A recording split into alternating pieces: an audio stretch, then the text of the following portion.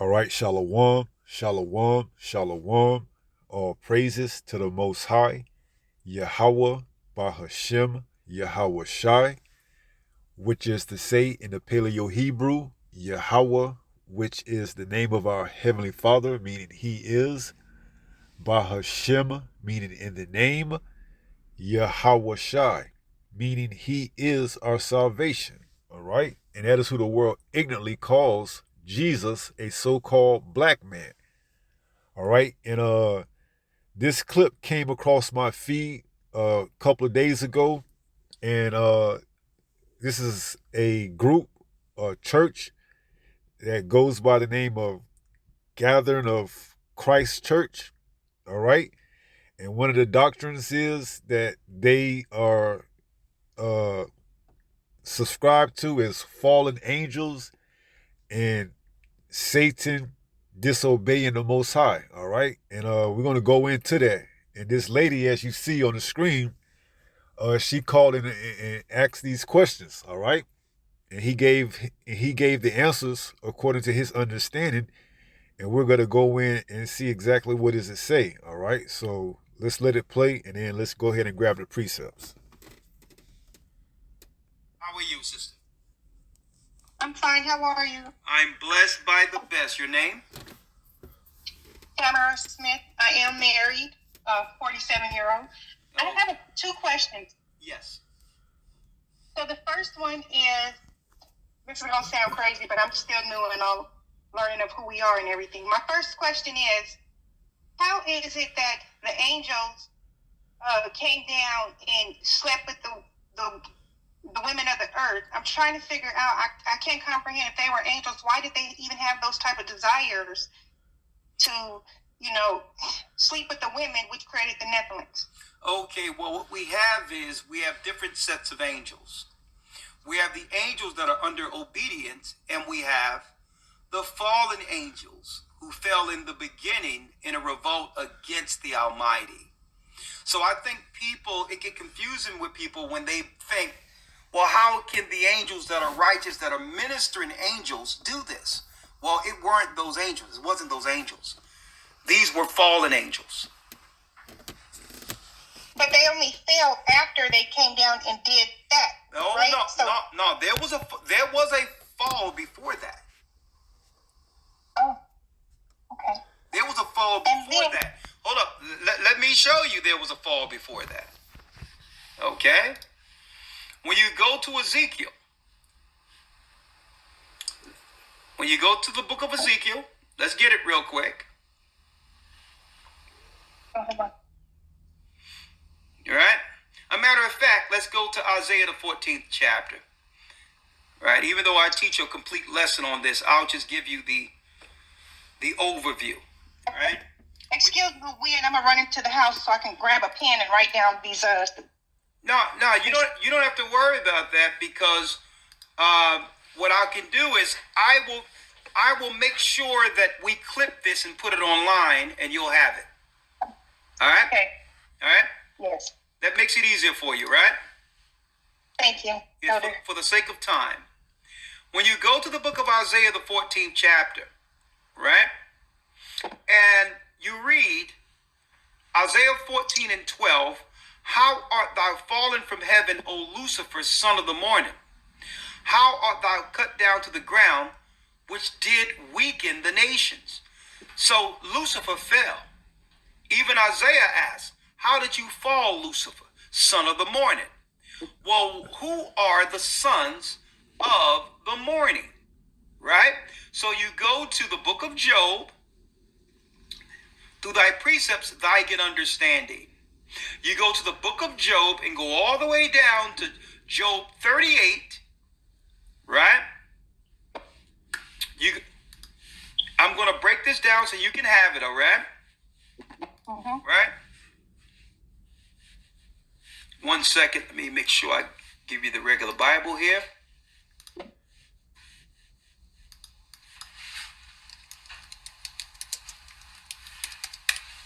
When you go to Job 38, verse 7, I'm going to read that, right? Job 38, verse 7. Matter of fact, let's start here. 38, verse 5. Matter of fact, 4. Where, Job 38 and 4. Where was thou when I laid the foundations of the earth? That's the beginning. Declare if thou hast understanding. Who have laid the measures thereof, if thou knowest, and who have stretched the line upon it, which is the firmament around the earth. Whereupon the foundations thereof fastened, who hath laid the cornerstone thereof? When the morning stars sang together, and all the sons of God shouted for joy. So before the earth was made, there was a ranks of angels called morning stars who sung before the Almighty in heaven. And Isaiah asked, well, how did this particular morning star, Lucifer, fall from heaven? Now, he didn't fall by himself. When you go to the book of Revelation, the 12th chapter, let me get it. Revelation 12 reads, and there appeared a great wonder in heaven, a woman clothed with a sun and the moon under her feet, and upon her head a crown of 12 stars. And when it goes into this, it tell you what? And she being with child, travailed in birth, and pain to be delivered, speaking of the children of Israel. And there appeared another wonder in heaven, and behold, a great red dragon, having 7 heads and 10 horns, and 7 crowns upon his head, and his tail drew the third part of the stars of heaven. So 1/3 of the heavens fell with Lucifer. How do you know it's talking about Lucifer? Well, when you go all the way down to what? The 9th verse, it reads, and the great dragon was cast out, that old serpent. Well, the old serpent was in the garden with Adam. See? Called the devil and Satan, which deceiveth the whole world. Listen clearly. He was cast out into the earth, and his angels were cast out with him. So when it says the sons of God saw the daughters of men that they were fair, it's speaking, sister, concerning the fallen. The fallen. See that?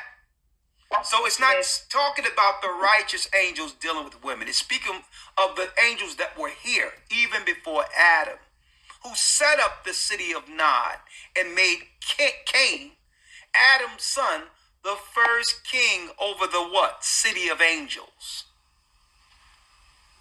You got it? Thank you. Yes. The Bible.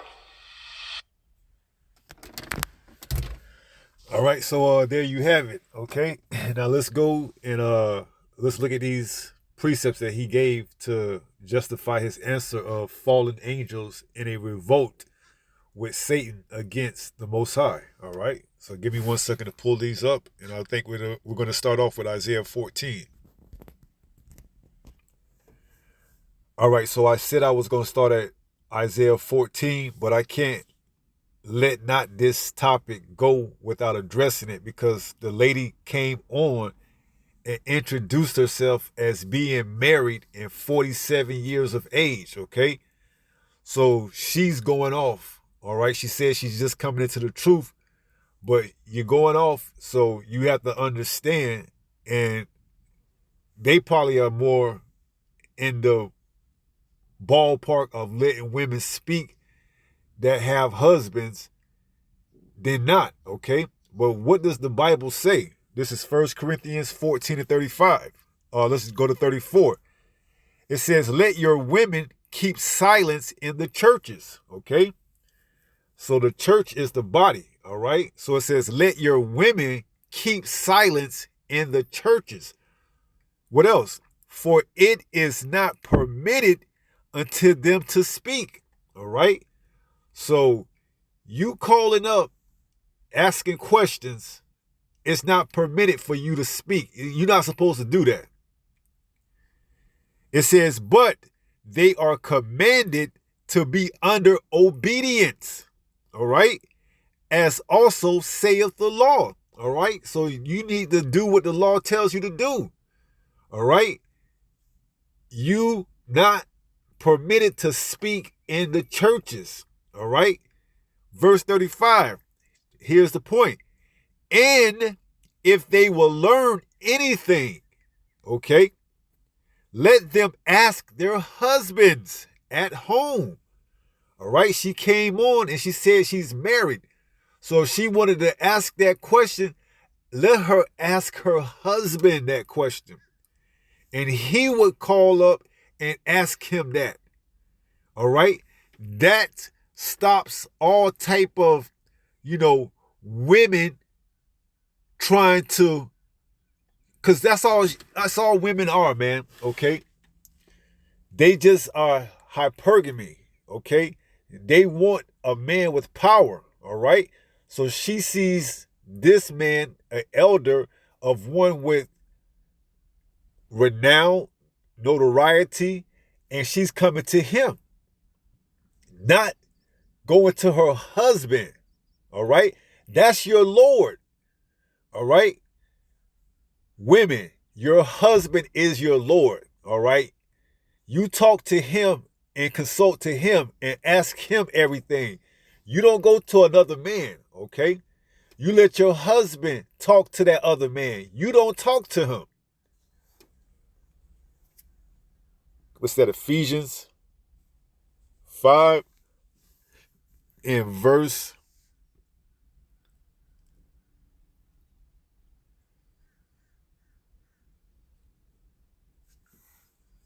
Let's see if this is it. Ephesians 5 and 22. Wives, submit yourselves unto your own husbands as unto the Lord. So your husband is your Lord. All right? If you need anything, you want to ask, and you have some type of inquisitiveness about the scriptures, ask your husband. And then he would do the asking. He would call and ask, what does this mean? The fallen angels, is that true? Or what does this mean? But you, as a woman and a married woman, is not permitted to speak. Okay? As saith the law. All right? You ask your husband, which is your Lord, and he does the asking. He gets the information. And guess what? He relates it back to you. And through that, y'all bond grows even tighter. Okay? Now you going behind his back. I don't know. Maybe he gave you the green light to. Who knows? Okay? Maybe he doesn't know you doing this. All right? See, that's what they promote in these Christian churches, man. That's why so much if you want to say blasphemy, but so much sin going on amongst these Christian churches. Because why?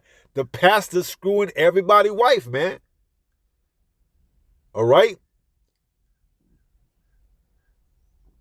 So, coming into this truth, if you're a sister, you are not permitted to speak, man.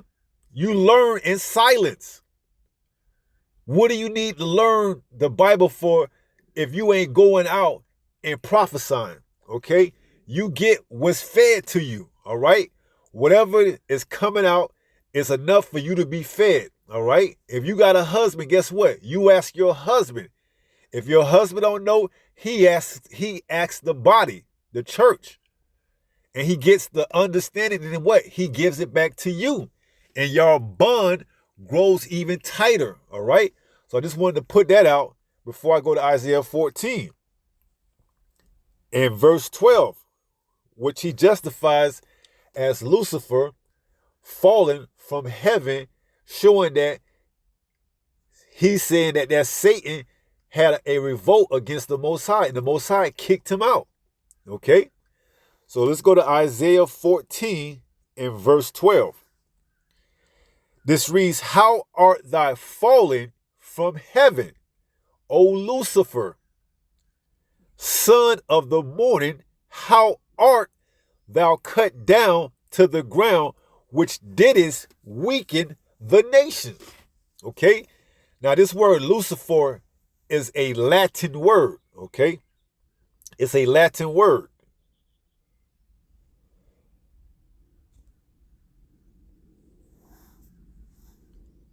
Lucifer.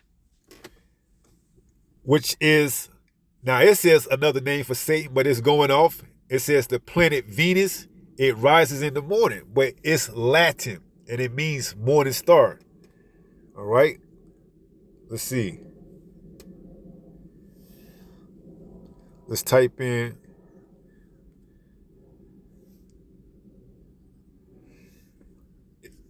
Is Lucifer Latin? It says yes. Lucifer is a Latin word. It derives from the Latin word lux, light, and fer, to bring. The word means light bearing. Okay? So it's light bearing. All right? So it's not Satan. It's just a light bearing. It's Latin for light bearing. All right? So now we go back.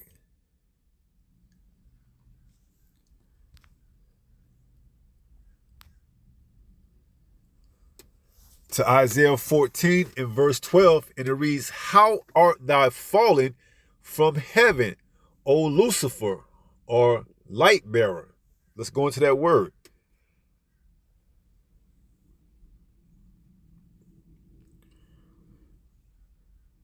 Although it says Hebrew, it's Lucifer, light bearer. So who is this referring to? All right. And this chapter is referring to King Nebuchadnezzar. All right. So when you go up a few verses, it says,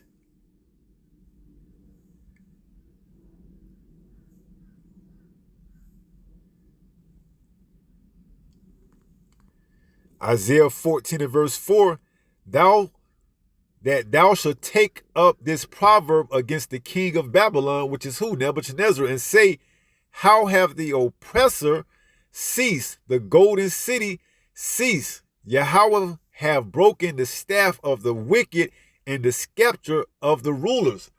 All right, so it's going into that great fall that Nebuchadnezzar, king of Babylon, had. Okay, now today is speaking of what? America, which is known as what? Babylon the Great. All right, and it's going to what? Fall greatly. Okay, it's not speaking of Satan, man. It's not speaking of the spiritual demon Satan. All right, so Isaiah 14 and 12 is going into what? How art thou fallen from heaven, a place of high stature. Okay, to what? A lower state. All right. And guess what? The Most High is building up this man so that he can what? Fall greatly. Romans 9 and verse what? Let's read it.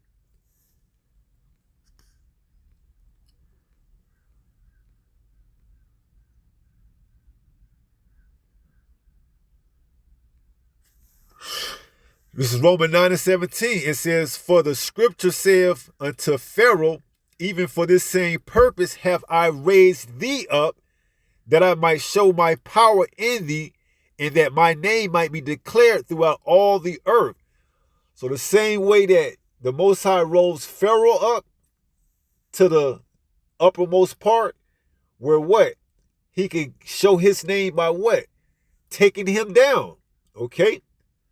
The same way he did with Nebuchadnezzar, rose him up so that he could take him down.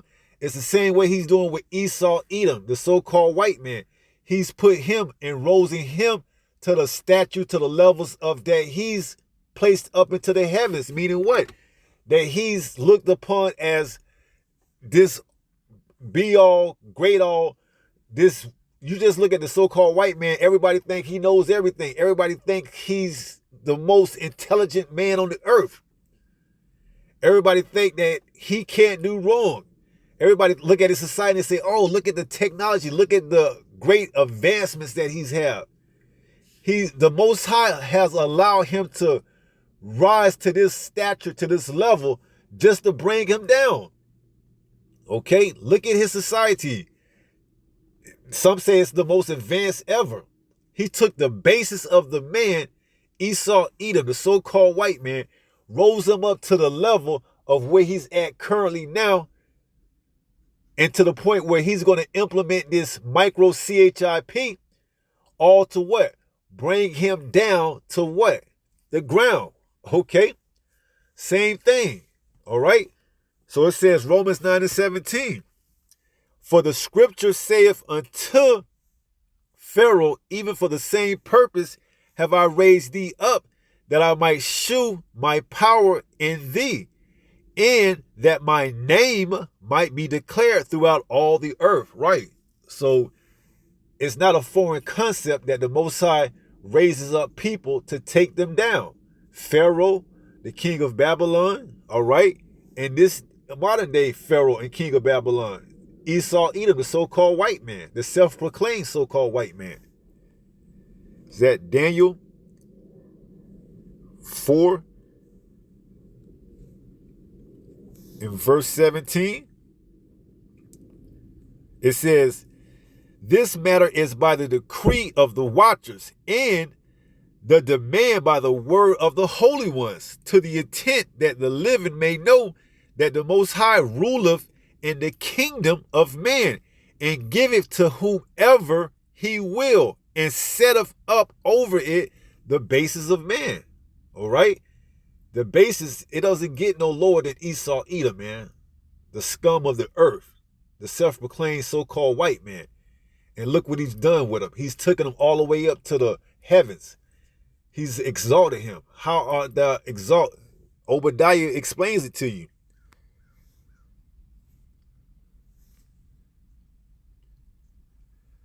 This is Obadiah 1.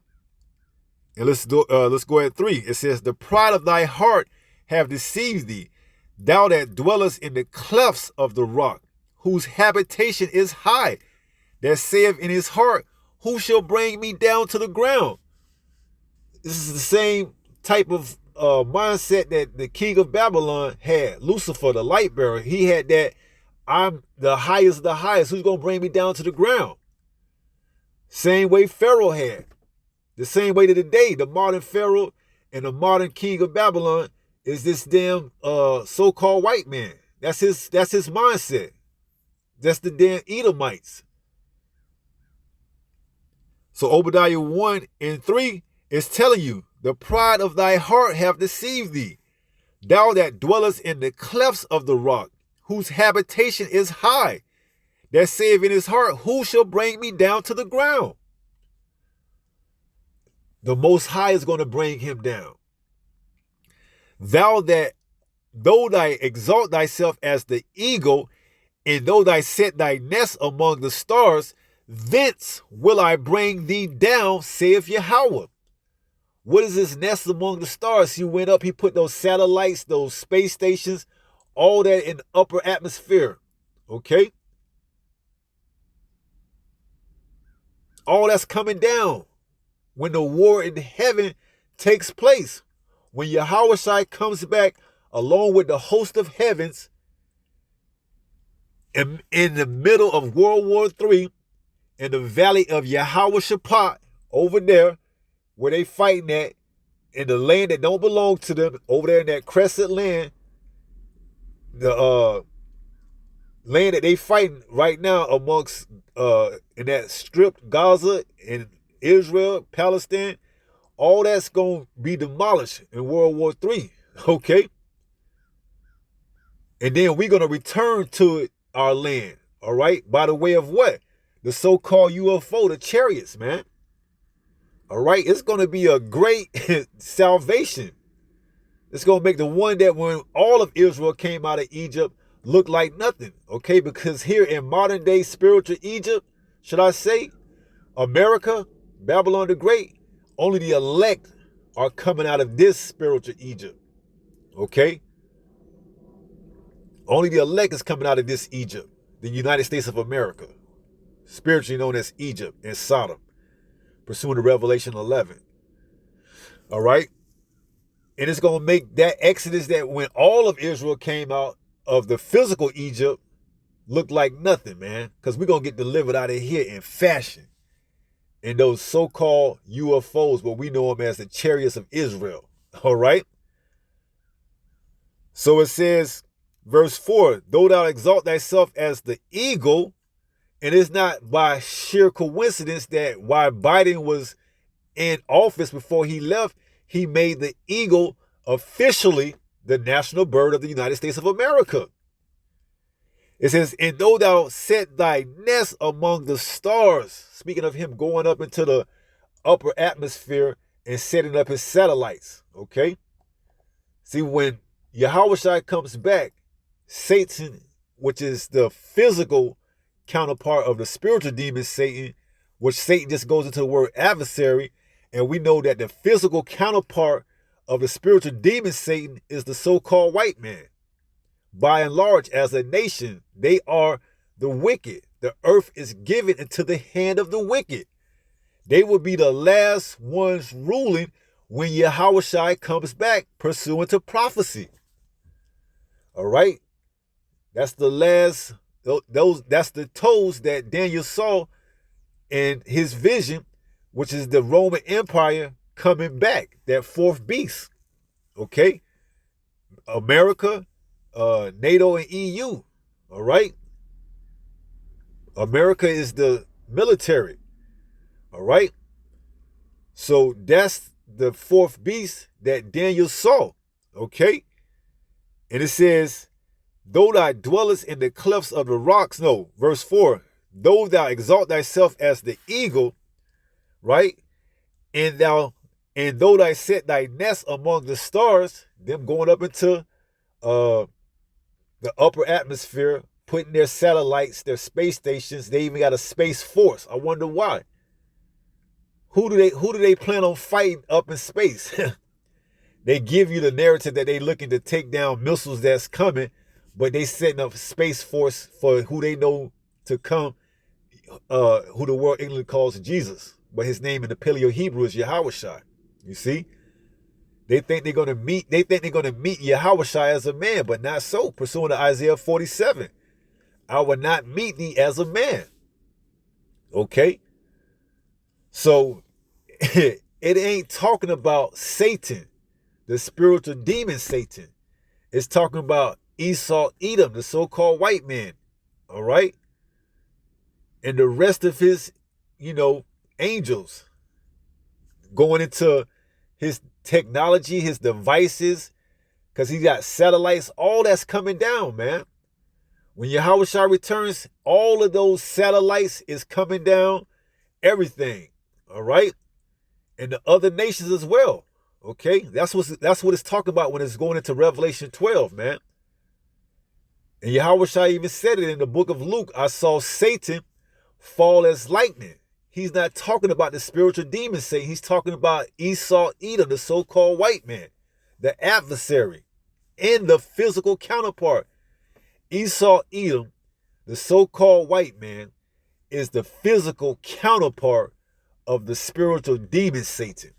Okay? Just so you can get that straight. All right? So, in Isaiah 14, in verse 12, is speaking of a man, okay? And today, a nation of people known as the Edomites, okay? Isaiah 14 and 12 says what? How art thou fallen from heaven, O Lucifer, light bearer, son of the morning? How art thou cut down to the ground, which didst weaken the nations? Okay? Yahushua is coming to take this man out of power. All right? It's not talking about Satan in heaven. What did he say? Job 38 and 7. Let's go there. Job 38 and 7, he uses to say that this is speaking of Satan revolting against the Most High in heaven. When he goes to, when the morning stars sang together and all the sons of God shouted for joy. So he's using that to pair up with Isaiah 14 and 12 to show that it was a revolt in heaven amongst Satan and the Most High. And the Most High kicked out Satan along with his angels when he uses Revelation 12 to justify that Satan revolted against the Most High. But not so. Okay? Job 38:7 is speaking of what? All right, let's just do a little word search. When the morning stars sang together, all the sons of the Most High shouted for joy. What is this speaking of? This is going into the creation, okay? Because as he stated earlier in verse 4, it's talking about the creation. He used it, he read it, he said, Job 38:4, where was thou when I laid the foundations of the earth? So this is going into the foundations, the creations of earth, all right? It says, where was thou when I laid the foundations of the earth? Declare if thou hast understanding. So the Most High is giving Job a series of questions, man. Okay, because Job is asking the Most High, why am I going through this? And the Most High is telling Job, if you want to know the answers, then answer me these questions right here and I'll answer your questions, you see? But it comes to show that Job can't answer the question. So he said, I won't speak again. I won't speak out of turn again, roughly paraphrasing it. So the Most High goes in this line of questioning, asking Job these questions about the foundations of the earth. So we're talking about the foundations of the earth, all right? Keep that in mind. So it says, Job 38:4, where was thou when I laid the foundations of the earth? Declare if thou hast understanding. So tell me, Job, since you want to ask me a question, what's going on? What am I doing about all this? You think you know me and figure me out, because you got to remember Isaiah 55 and what? Let's get it. Isaiah 55 and 8. Isaiah 55 and 8 says, for my thoughts are not your thoughts, neither your ways my ways, saith Yahweh. For as the heavens are higher than the earth, so are my ways higher than your ways, and my thoughts than your thoughts. So you trying to question the Most High as if you trying to put yourself in the same shoe with the Most High. Hey, the Most High asking these questions to Job. So you think you on that level to question me? Answer me this question, Job. Where were you when I laid the foundations of the earth? Okay, so we're going into how the Most High created the earth. So when we go to Job 38, keeping that in mind, verse 4, it says, where was thou when I laid the foundations of the earth? Declare if thou hast understanding. Who have had, Slakia, verse 5, who have laid the measures thereof, if thou knowest? Or who have stretched the line upon it? So he's asking it. And as the person in the video, we first seen it, I guess he's the elder of the Church of Christ, said into it. It's talking about the foundations, the firmament. So he understood that this is talking about the creations of the earth. And then when he gets to 7, to fit his narrative of the revolt against Satan falling from heaven, which is the angels, he uses verse 7 to use it as the fallen angels. So we're going to get there to it, but let's just read until we do. So verse 6 says, whereupon are the foundations thereof fasting? So the Most High is asking Job these questions, and Job come to find out he can't answer. So he say, I won't talk out of turn anymore. Verse 6, whereupon of the foundations thereof, where are the foundations thereof fasting? So the Most High is asking Job a series of questions. That the Most High is asking Job a series of questions which Job can't answer. Or who laid the cornerstone thereof? Verse 7, this is another question. When the morning stars sang together, and all the sons of the Most High shouted for joy. So that's a question. Going into verse 6, it says, whereupon are the foundations thereof fasting, or who laid the cornerstones thereof? When the morning stars sang together, and all the sons of God shouted for joy. Who is this talking about? Is this talking about angels? No. Let's look at these words, okay? The morning stars is actually talking about stars. And the sons of God, well, let's look up that word son, okay? Because there's more than one meaning. We go into the Hebrew, because just looking at something in English sometimes doesn't give it. It's just, sometimes in English it doesn't do the word, it's justice, okay? So you have to go into the Hebrew or the Greek to get a better understanding. All right, so what we're going to do, we're going to go into the Hebrew for this word son so we can get a better understanding of what's actually going on here. All right, so we go down to the Hebrew word H1121. Strong's H1121. Bane. Bane. All right, now let's look at some of the definitions. All right, it says son, grandson, child. Where we go, I don't see the word angels in here. Okay, but look at this right here. It says of lifeless things, i.e. sparks, stars, arrows, figuratively, okay? So keep that in mind. Sparks, stars, arrows, okay? So going back to the sons of God, all right? Now let's go into, you know what, I tell you what, we'll deal with, because it says verse 7, when the morning stars sang together and all the suns are the sparks, as we read, are stars, okay, of the Most High shouted of joy. Remember, we're still speaking about the creation. The Most High is still asking Job about the creation, okay? So let's go to Psalms 148, all right? Psalms 148 for the morning stars that sang, all right? And let's read it. Psalms 148 and verse 3 says what? Praise ye him, sun and moon, praise him, all you stars of light. Now look at this word praise, okay? We got to use the Hebrew, man. It's the Hebrew word halal. Strong's H 1984. Halal. Halal. Look at that word, to shine. Okay, so this is how the morning stars shine, by praising the Most High. Okay, the morning stars sang by praising the Most High, by what? Shining. Okay, this is talking about, figuratively, it's talking about stars that praise or sang to the Most High by what? Shining.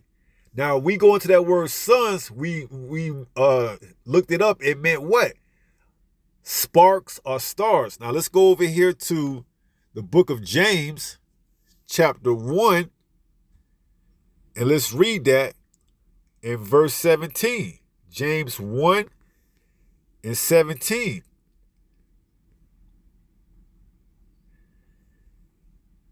James 1 and 17 says, every good gift and every perfect gift is from above, and cometh down from the Father of lights. Okay, now this is a title of the Most High, Father of lights. Now let's go into that word, Father of lights, and let's get a better understanding. This time it's in the Greek, so we go into the Greek to pick apart the word so we can do it justice and get a understanding, because like I stated earlier, sometimes the English language doesn't do these words in their original language justice. So we have the advent of this blue letter Bible that we can go into the words Greek or the Hebrew to get a better understanding, so that we just don't take it at face value. Okay, so let's go into the word Father of sons.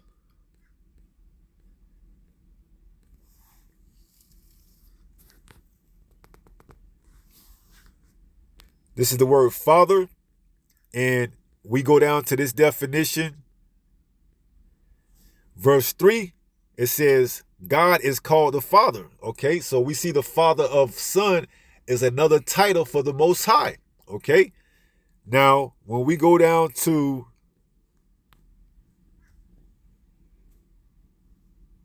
let me go back so I get it in the right order so you can see. So we reverse it. So on the left, we got the English. On the right, we got the Greek. So we looked at Father of lights. Now we go into this word lights. Okay, this is what we want to look at.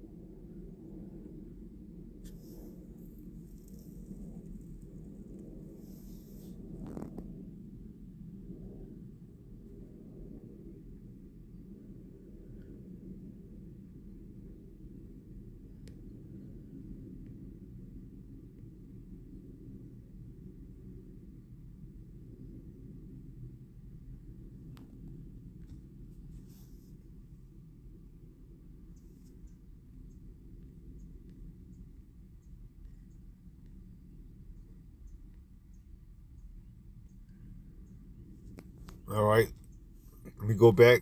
Give me 1 second. Reverse it. Keeping in mind that the sons of God sang, the morning stars sang, and the sons of God.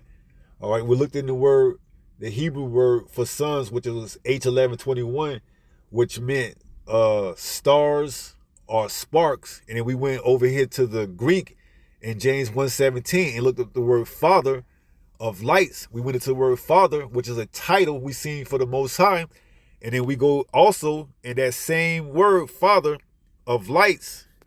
When we see what lights mean, we looked at it. It goes into a star, a fire, because it's lights and shed lights, a lamp or torch. Now, the thing that sticks out, we got to look up, is going back to that word father in the Greek. And then we're going to get a definition so that you can get a better understanding. So this word father, which is the Greek word Strong's G 3962. Pater. Pater. pateia, we go down to, where is that? Number 3, God is called the Father. Okay, so this is the title. It says, of the stars, the heavenly luminaries. Okay, of the stars, the heavenly luminary. The Father of lights is a title for the Most High, which goes into of the stars, the heavenly luminaries. Okay, Job 38:7 is speaking on what? The foundations of creation. Okay, now when we go into this word luminaries, let's define that. Luminary. Look at the definition. It says a person who inspires or influences others. That's not it. Verse 2, a natural light giving body, especially the sun or moon. Okay, so now we understand that the Father of lights is a title given to the Most High, going into what? The Father of the stars, the heavenly luminaries. We know that the luminaries is what? The sun or moon. So keeping that in mind, when we go to Job 38:7, still speaking on the creation, we understand that now that the sons of God in this chapter 38 and verse 7 is speaking of what? When the morning stars sang together, speaking of the stars, how do they sing? By praising him, by what? Shining. And all the sons of God shouted for joy, which is who? The luminaries, the moon and sun. Those are the luminaries. Those are the sons that we looked up in this word right here, which was the Hebrew 11:21, if I'm not mistaken, that meant sparks. And what else? Let's just go there. Okay. The Hebrew word for sons was H1121. And one of the definitions was what? sparks, stars, arrows, okay? So that goes into what?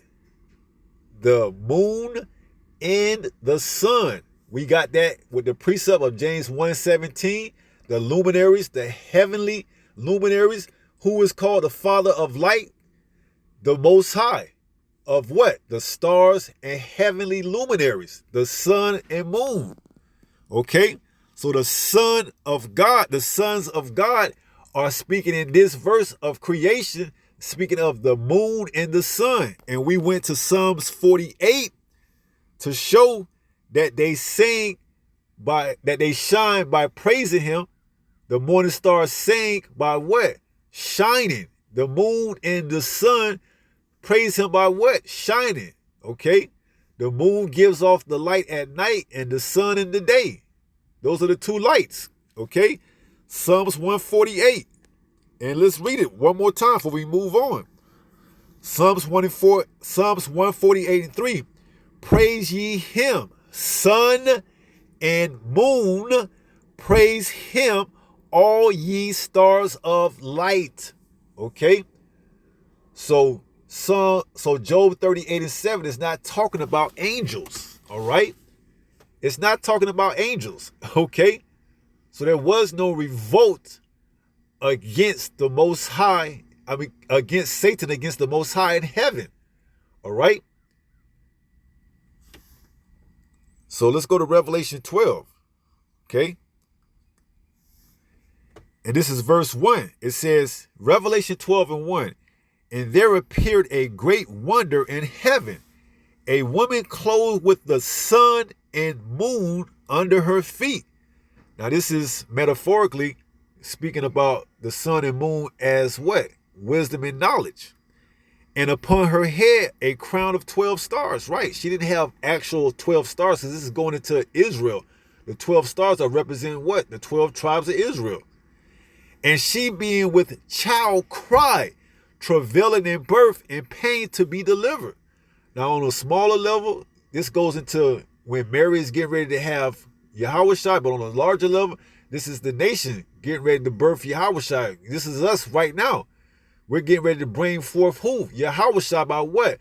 Our constant prayers, the saints, okay? The elect of the saints, because the saints are Israelites, all right? You can get that in Psalms 1,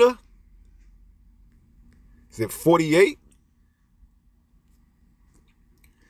Psalms 148 and 14. He also exalteth the horn of his people, the praise of all his saints, even of the children of Israel. So the saints are the children of Israel, a people near unto him. Praise ye Yahweh. All right. So the saints are you Israelites, you so-called blacks, Latinos, and Native Americans. But the Most High aren't dealing with all of Israel on this side. All right. He's only dealing with the elect. So when we go to Revelation 12, in verse 2, it says, and she being with child cried. So the saints, the elect of the saints, we are crying. We are sending up our prayers to Yahweh, our heavenly Father, through Yahushua, Yahweh Bahashim Yahushua. And Yahweh is hearing our cries, and he's getting ready to bring forth Yahushua to take down this damn Edomite, man. All right? So it says, and she being with child cried, travailing in birth and pain to be delivered. We're waiting to be delivered. All right? Our prayers are being answered. Before, our prayers weren't being answered because why? We were calling on Jesus. We were calling on Allah. We were calling on every other title than Yahweh Bahashim Yahweh Shai. Acts 4 and 12 states what? Neither is there salvation in any other name. You can't get it through Jesus. You can't get it through Christ. You can't get it through Yeshaya. You can't get it through Ahia. You can't get it through Yahweh. You can't get it through Yahuwah. You can't get it through anybody but Yahweh Bahashim Yahweh Shai. So Acts 4 and 12 says, neither is there salvation in any other, for there is none other name under heaven given among men whereby we must be saved, okay? And we know, pursuant to Proverbs 30 and verse 4, that what? Let's read it. Proverbs 30 and 4 says what? Who have ascended up into heaven or descended? Who have gathered the winds in his fist? Who have bound the waters in a garment? Who have established all the ends of the earth? What is his name? And what is his son's name? If thou canst tell, for the longest before we woke up to this truth, we could not tell that. Okay, but now we can tell you the name of the Father, Yahweh. And we can tell you the name of his only begotten Son, Yahweh Shai, boldly, confidently, faithfully. And now we're ready, and we've been praying, and the Most High is getting ready to deliver Yahweh Shai to us so that we can be saved. Yahweh is getting ready to tell his son, okay, they've endured long enough. The number is sealed. Speaking of the elect, you can go down there and deliver them, son. And when Yahweh Shai shows up in the midst of World War III, Armageddon, it's going to be a lot of killing in that day, pursuing the prophecy, all right? Isaiah 63 and 1, who is that cometh from Basra with his garments dyed? You see? He's not going to meet them like a man, all right? He's coming in the angelic force along with all of the heavens of hosts. Michael and the archangel. Michael the archangel along with the rest of the chariots, man. The chariots are going to be zapping and beaming people. The chariots are going to be zapping the 2/3 of our people and along with the other heathen nations and beaming up the elect. Along with the missiles, those ICBMs, those intercontinental ballistic missiles is going to be shooting down over here in the United States of America, turning this place into a lake of fire. This is that lake of fire. The United States of America. It's going to look like a lake of fire from the chariot looking down. The chariot's eye view is going to look like the United States of America is going to look like a lake of fire. All right? It's going to fall in the hour. Revelation 18. All right? So we go into Revelation 12, and it says, Revelation 12 and 2, and she being with child cried, travailing in birth, in pain to be delivered. So we got to go through Jacob's trouble, man. Okay? Going through Jacob's trouble is us getting ready to be delivered. Is Yahweh getting ready to tell Yahweh Shai to come back, man. Verse 3. And there appeared another wonder in heaven. And behold, a great red dragon having 7 heads and 10 horns and 7 crowns upon his head. Right. This is going into the Roman Empire, man. All right. It says, and his tail drew the 3rd part of the stars of heaven. What is that 3rd part going into? Okay. Back then in the Holy Land, you had predominantly Judah, Benjamin, and Levi. All right. The northern kingdom, for the most part, had already left during the Assyrian captivity to come to what? The Americans, man. Okay.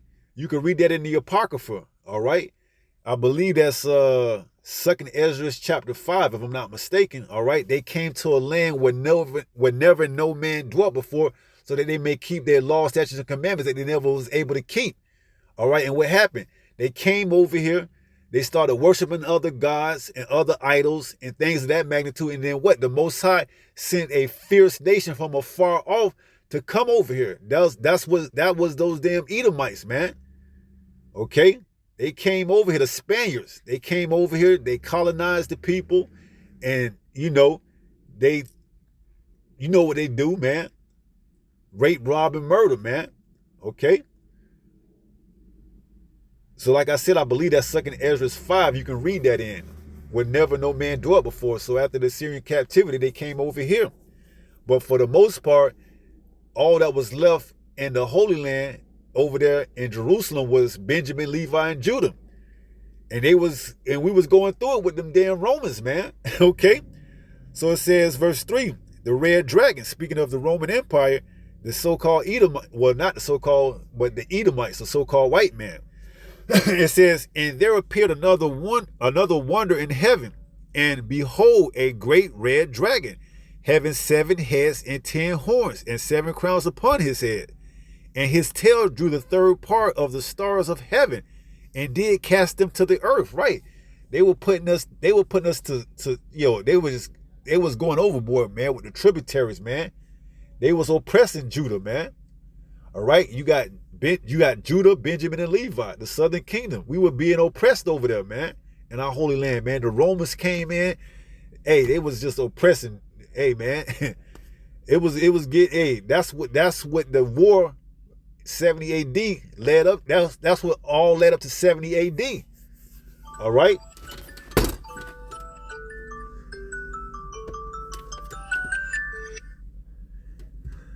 That's what all led up to 70 AD. All of the oppression, man. All right. So it says, and the dragon stood before the woman which was ready to be delivered for to devour her child as soon as it was born. Right. So I believe it was King Herod. He put a decree out to what? Kill all male between 2 years old and younger. All right. So he was trying to stop the prophecy of Yahushua being born. Because you remember, I read in Revelation 12:2, and she being with child, this is going into Mary, I shouldn't have said on a small scale, but it's going into Mary, but on a bigger scale, it's speaking of the nation of Israel. So, and she being with child, travailing in birth, and pain to be delivered, Herod sought to find Yahushua, okay? That's why when he talked to the wise man, he asked where can he go to meet the baby so that he can give him gifts. Trying to be slick. All right, that fox Herod, man. And the angels told the wise man, and the wise man didn't tell him. Okay, so Herod had a decree out to kill all Hebrew male children 2 years and younger. All right, so that Yahushua couldn't come to deliver us. All right. And the same thing now, man. Okay, Revelation 11 says what? This place, America, the United States of America, Babylon the Great, is the same place that what? Crucified our Lord. How did they crucify our Lord here in the United States of America? By the image, by the way he looks. Okay? They replaced him with that damn Caesar Borgia, man. All right? So it says, and his tail drew the third part of the stars of heaven and did cast them to the earth. And the dragon stood before the woman which was ready to be delivered for to devour her child as soon as it was born. Right. So King Herod, he was putting that decree out to kill all male children 2 years and younger. All right. It says, verse 7, and there was war in heaven. Michael and his angels. Right. This isn't speaking about a war in the spiritual realm. This isn't speaking of a war in the spiritual realm where you got to revolt against the Most High. No, man, this is talking about the physical realm. All right? When Yahushua and the host of heaven come to fight against who? The physical counterpart of the spiritual demon Satan. Esau, Edom, the so-called white man. All right? This is going on at the end time when World War III pops off. All right? Armageddon, I believe that's Revelation 16.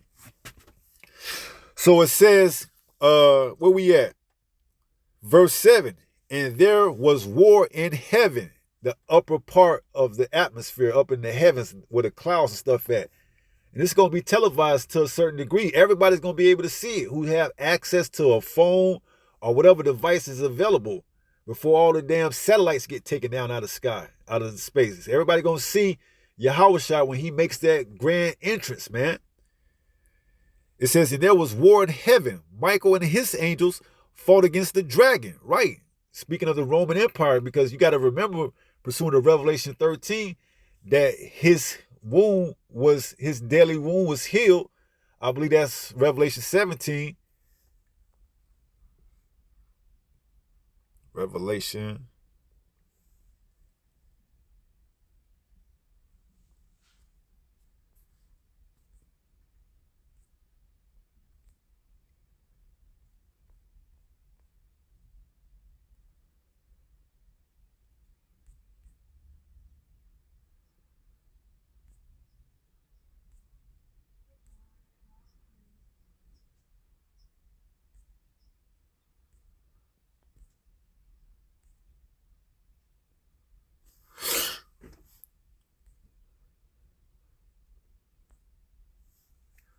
Give me 1 second.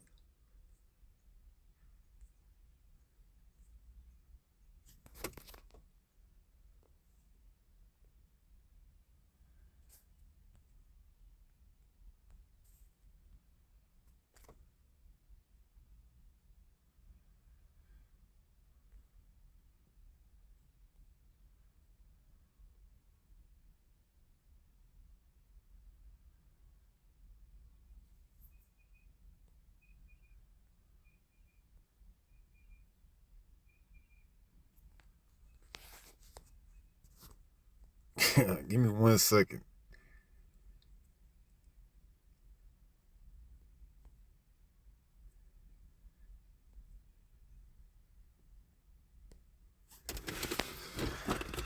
Oh, man.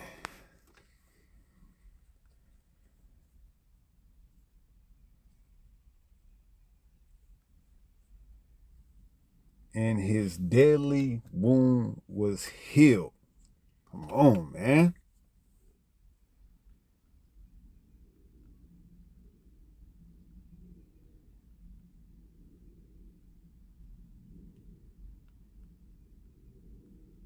Why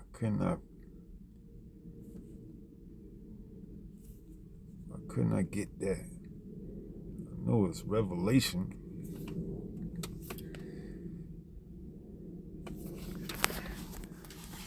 Man, let me see if it's 13.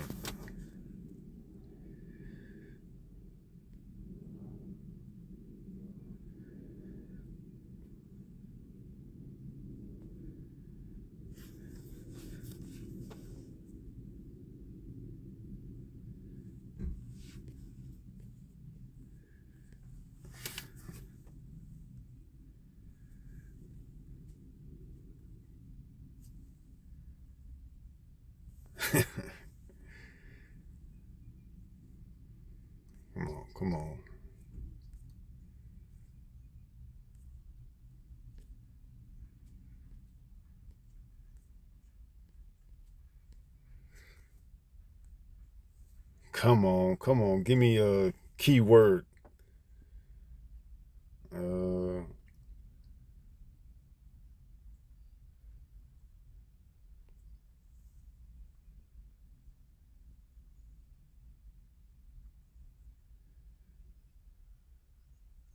Nope. Mm-mm.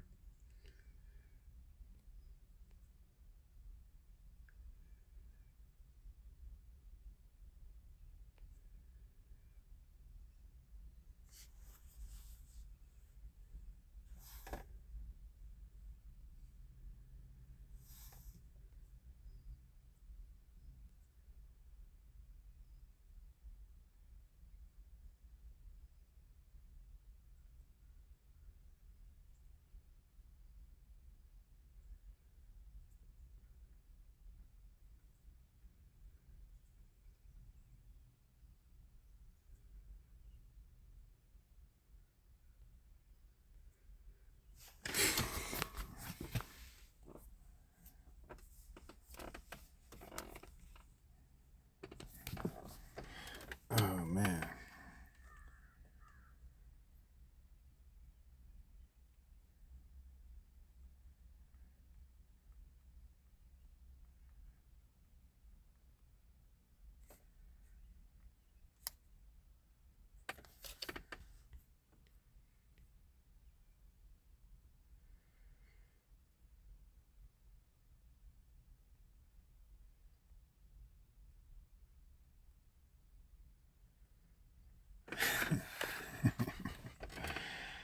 Oh, come on, man.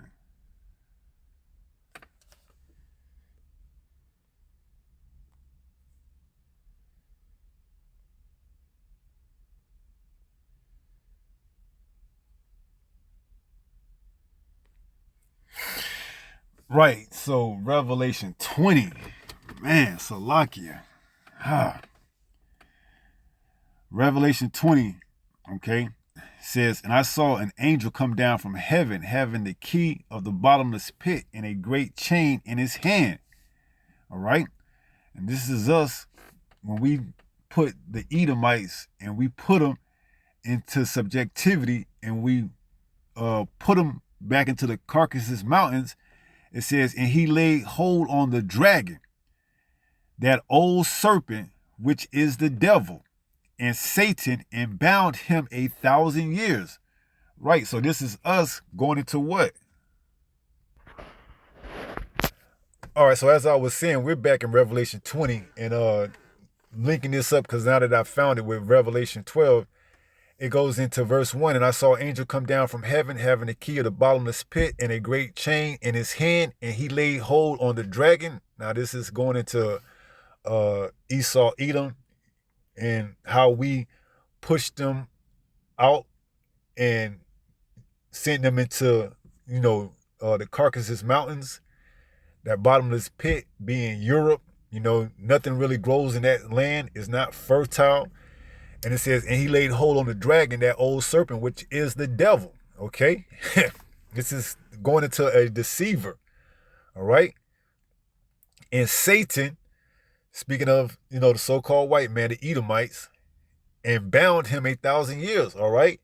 This is known as the Dark Ages, when we rule. All right? When Jake was in rulership. All right? That's why you have a lot of these people that you think are Edomites that come from, England, or come from, parts of Europe, are actually Jake. Okay? It says, and Satan bound him 1,000 years. Right? This is going into, us during what? The Dark Ages. All right? When we were prominent, when we were in rulership. All right? And cast him into the bottomless pit, which is Europe, that area of Europe. All right? We put him away. We pushed him back into the Caucasus Mountains and shut him up and set a seal upon him, that he should deceive the nations no more, till the 1,000 years should be fulfilled. Right? And then he came out, and in the advent of the Renaissance period, he started what?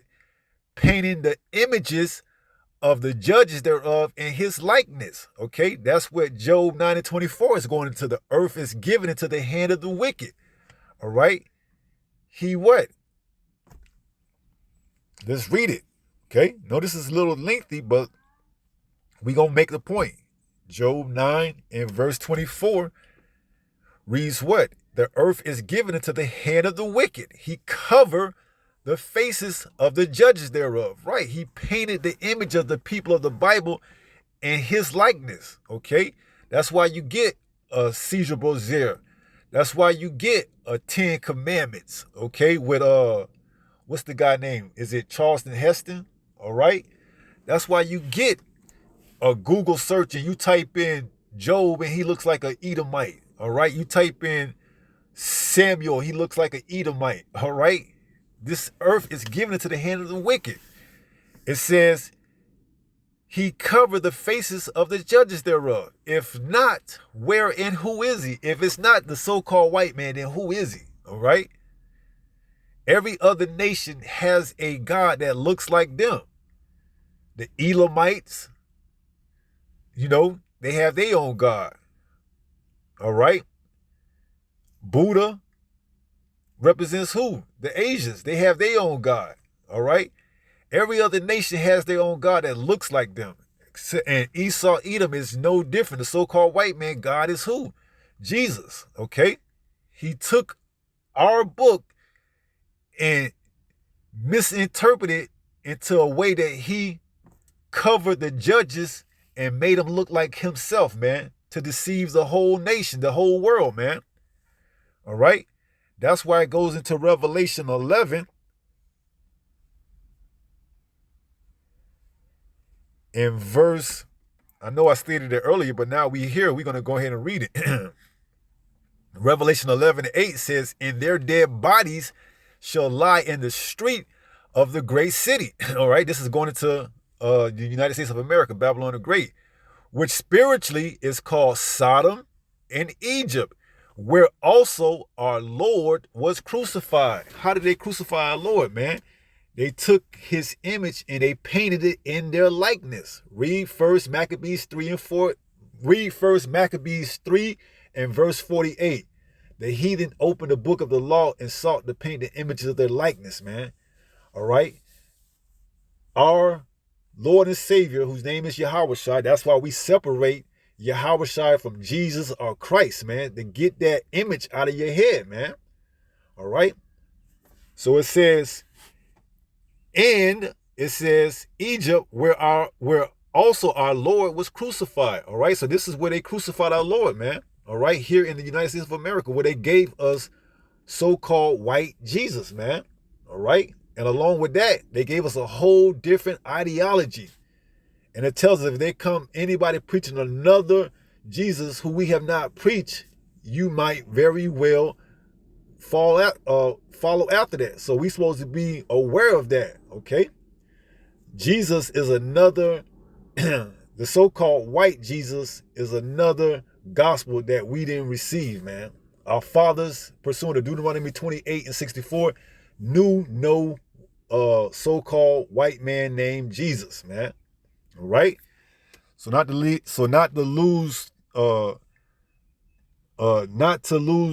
you know, what we talking about. Let's go back to Revelation 20. It says, and cast him into the bottomless pit and shut him up and set a seal upon him, that he should deceive the nations no more till the 1,000 years should be fulfilled.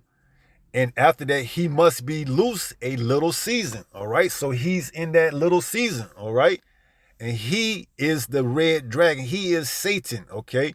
He is who is going to fall when we read Isaiah 14 and verse 12. When Yahushua comes back, it's not speaking how he said of Isaiah 14 and 12 of Satan in the aspect of the spiritual demon Satan. It's speaking of Satan as in the physical counterpart of the spiritual demon Satan, which, as we stated earlier, Satan just means adversary. All right, so Esau, Edom is the physical counterpart of the spiritual demon Satan, which should be loose when Yahushua returns, which is going to take place when the war in heaven takes place, okay? Harmageddon, all right? World War III, in the valley of Yahushua, okay? So that's the war in heaven that's going to take place.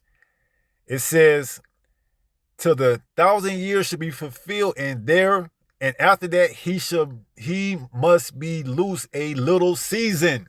Okay, that little season we are talking about is going on right now, because when we read Revelation 13, it shows how this system is what?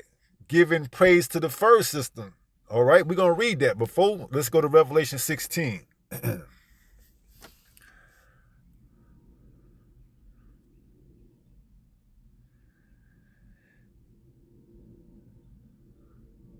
This is Revelation 16 and 13. It says, and I saw 3 unclean spirits like frogs come out of the mouth of the dragon, right, which is going into the system, all right, and out of the mouth of the beast, and out of the mouth of the false prophet. So these 3 unclean spirits represent what? The financial, the religion, let me say that again, the financial aspect, the religious aspect, and the military aspect. Where are those located at? London, Italy, or the Vatican, and America, or DC. DC is the military branch of this beast system. London is the financial branch, and the Vatican is the religious aspect, okay? It's the false prophet. It says, for they are the spirits of devils working miracles, which go forth unto the kings of the earth and of the whole world to gather them to the battle of the great day of the power almighty. All right, so this is where it's all going down. Verse 15, Yahushua says what? Behold, I come as a thief. Blessed is he that watcheth and keepeth his garments, lest he walk naked and they see his shame. 16, and he gathered them together into a place called in the Hebrew tongue, Harmageddon, okay? So it's going to take place, World War III, all right?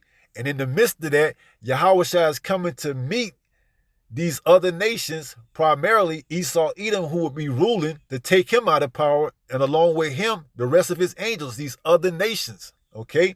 That's going to turn to fight against Yahushua, all right? Angels going into messengers, Esau's satellites that's up in the heavens, Obadiah 1, verse 3 and 4 we read, thou exalt thyself and put thy nest in the stars. So He's taking his satellites, his space stations, his everything out. Okay. So it says, and he gathered them together in a place called in the Hebrew tongue Harmagadwan. All right. So now when we go to Revelation 13 and we jump down to verse 11, it says, and I beheld another beast coming up out of the earth, and he had two horns like a lamb. This is speaking of who? America. All right. Those two horns represent what? It's democracy. All right. Republican and Democrat. And he spake as a dragon. When you go into that word dragon, it goes into the Greek dracon. All right. And when you look up draconian, it comes from dracon, which means stringent or harsh, measurements. Roughly paraphrasing. All right. So although he he has two horns like a lamb, because you look at a lamb, you think of it as what? Not being threatening. He spake as a dragon. How does he speak as a dragon? By his laws, his legislations, his, ideology, such as Christianity, so-called Christianity, so-called democracy. All right. It's all in your detriment. All right. That's why it says never trust thy enemy. Sirach or Ecclesiasticus 12 and 10. So back to Revelation 13 and 12, it says, and he exercised all the power of the first beast before him, which is what? The Roman Empire. All right.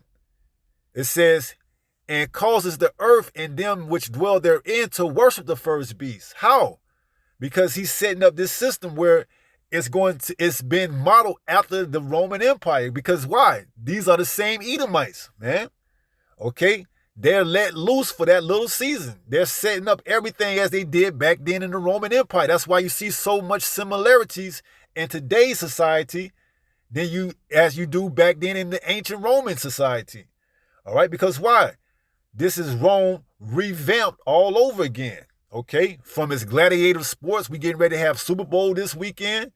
All right, to its democracy, because why? Rome was the first ruling power to put together two parties. Okay, before it was a monarchy. Okay, before Rome, you would just have what? Before the Edomites came into power during Rome, you had rulership passed down through what? Monarchy, through different kings. Okay, but Rome came on the scene and implemented the first, two-party system. All right, and today is mimicked by what? The Republicans and Democrats. All right. But back then, I think ancient Rome two-party was the what was it? Let me see. You look that up. Try to be quick with it. Ancient Rome two parties.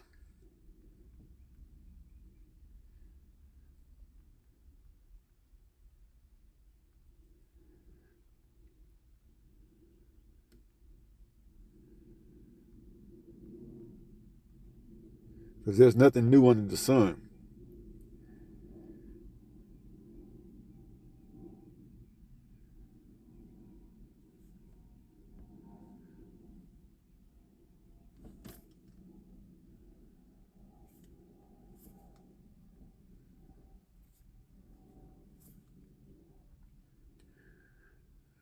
All right, you got the patricians and the plebeians, okay?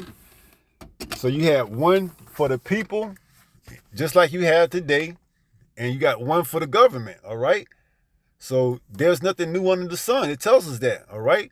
So this system that's being put back into place under these Edomites, the same Edomites today, is the same system that was used back then in Rome, okay? Ancient Rome, under what? The patricians and the plebeians, okay? So today is just the Republicans and the Democrats, all right?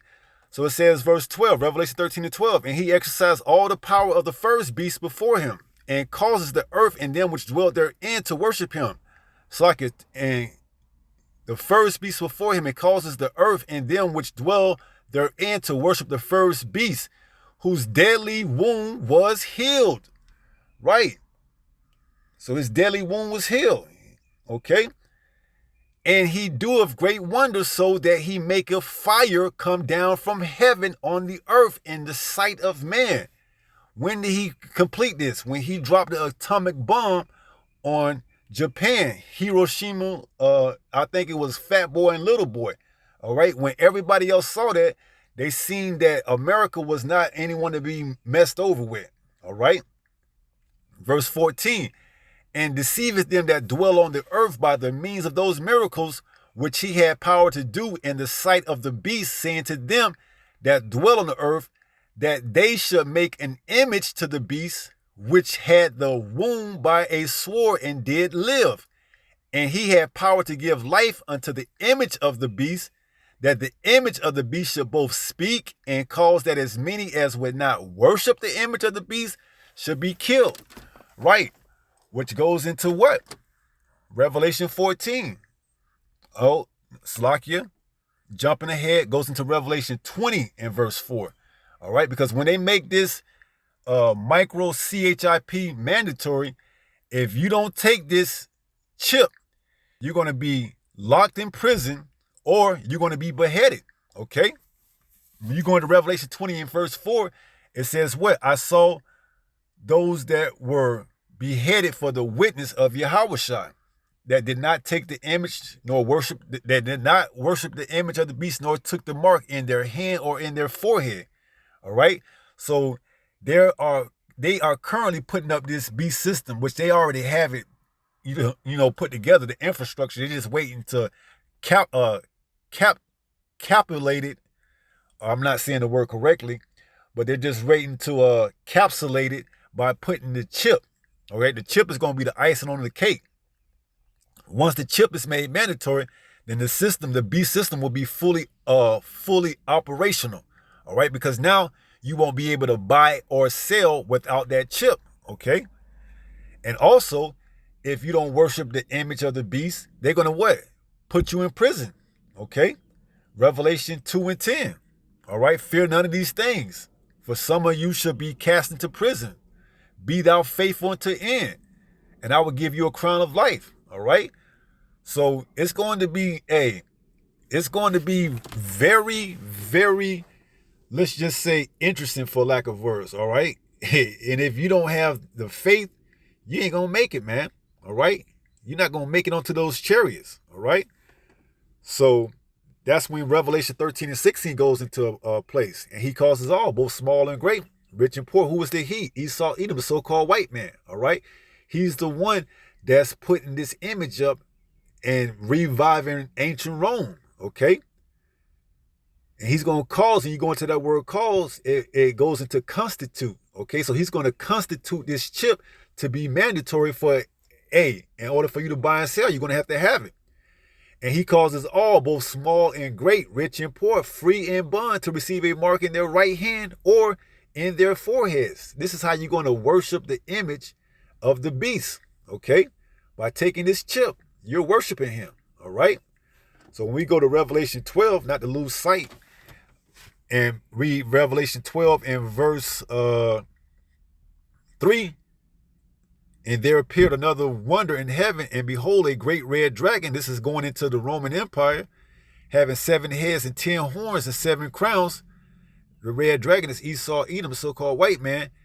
And upon his head, it says, verse 4, and his tail drew the third part of the stars of heaven, which is what? Judah, Benjamin, and Levi of heaven, and did cast them to the earth. How? By, oppressing them with being tributaries, okay? Making them pay unreasonable taxes, all right? The same way they doing now, man, all right? And Trump is trying to get rid of taxes for the Americans to pay by what? Putting tariffs on other countries, all right? But it's going to be the same thing no matter what, because those other countries are going to raise the prices to import their goods here in America, which is what? Why the stores are going to raise their prices to pass off that they had to pay to you, the consumer. All right. It says, and did cast them to the earth, and the dragon stood before the woman, which was ready to be delivered, for to devour her child as soon as it was born. Right. And that's when King Herod put that decree out that all male children 2 years and young should be killed. Okay. To try to stop Yahushua from being able to fulfill prophecy. Verse 5, and she brought forth a man-child who was to rule all nations with a rod of iron. And her child was caught up into the Most High and to his throne, right? And we said how this is going into Mary, but also into the nation of Israel, being that woman, us of the elect, the saints that are crying and crying out loud to the Most High that he will send Yahushua. He's getting ready to send Yahushua. So we're going to have to go through these birthing pains known as Jacob's trouble, man. All right? So buckle up, man. If you ain't ready, get your ass together, man. Because Jacob's trouble ain't going to be no walk in the park, man. It's going to test our faith, man, to see whether or not we're ready and see whether or not we're found worthy enough. All right? Verse 5, and the woman fled into the wilderness where she had a place prepared of the Most High that they should feed her 1,260 days. Right? So pursuant to what Yahushua told the people of Jerusalem, when you see the city compassed round about, when you see the abomination of desolation, and you see those that ought not to be, let those flee into the mountains, okay? We had a portion of our people in the Holy Land that when they seen the Romans coming down with all that, taxation, and the Roman soldiers being in the places where they not be, the temples and everything like that, our people fled into the interior part of Africa, and then they started setting up shop on the west coast of Africa, all right? Before we were what? Sold through the transatlantic slave trade to here in the Americas, where what? The northern kingdom was already over here, all right? So it goes on to say, verse 7, and there was war in heaven. Now, this is what he went into when he said that there's this war in heaven is speaking of the fallen angels. This is not speaking of the fallen angels, okay? This is speaking of a literal war that's going to take place, World War III, the Battle of Armageddon. It goes in, read verse 7, and there was war in heaven. Michael and his angels fought against the dragon being today the Roman Empire being revised under NATO, EU, and America, all right? America being the military aspect branch of it.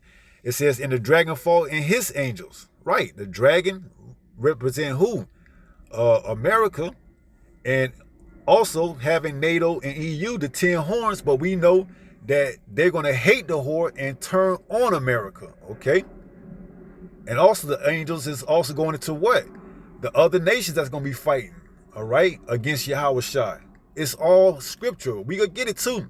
And also the satellites and the space station that's up in the heavens, okay? That's all part of this man's infrastructure, all right?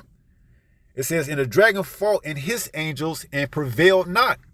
Right, they're not going to prevail, man. These nations, spearheaded by Esau, Edom, is not going to prevail against Yahweh Bahashim Yahweh Shai. Neither was there a place found anymore in heaven. Right, there ain't gonna be no more going up into the heavens and setting up your space stations and setting up satellites and flying your airplanes and none of that shit, man. Ain't gonna be no more nations coming up and exalting themselves, man. Esau, Edom is the last one to be exalted, okay, to the heavens, all right? Ain't gonna be no more nations, man. Every other nation had a time to rule, okay? Esau, Edom is the last one to rule, and we're gonna get that as well. Abaratazah, I remember. It says, and prevailed not, neither was there a place found any more in heaven, right? There ain't gonna be no more people to exalt themselves to the extent that they're gonna be in rulership. All right, this is the last heathen to rule. Esau, Edom, the Edomites, the so-called self-proclaimed white man. Verse 9, and that great dragon was cast out, that old serpent called the devil and Satan. This isn't speaking of the spiritual demon Satan. This is speaking of the physical counterpart of the spiritual demon Satan, okay? Which is Esau, Edom. It says, and that great dragon was cast out, that old serpent, called the devil and Satan, which deceived the whole world. Okay, we read that. I believe that was in Revelation. What did we go there? Verse 20. He should be set loose for a little season to deceive the whole nations. Never hurts to double check, because we did a lot of time trying to find that. Want to be on point.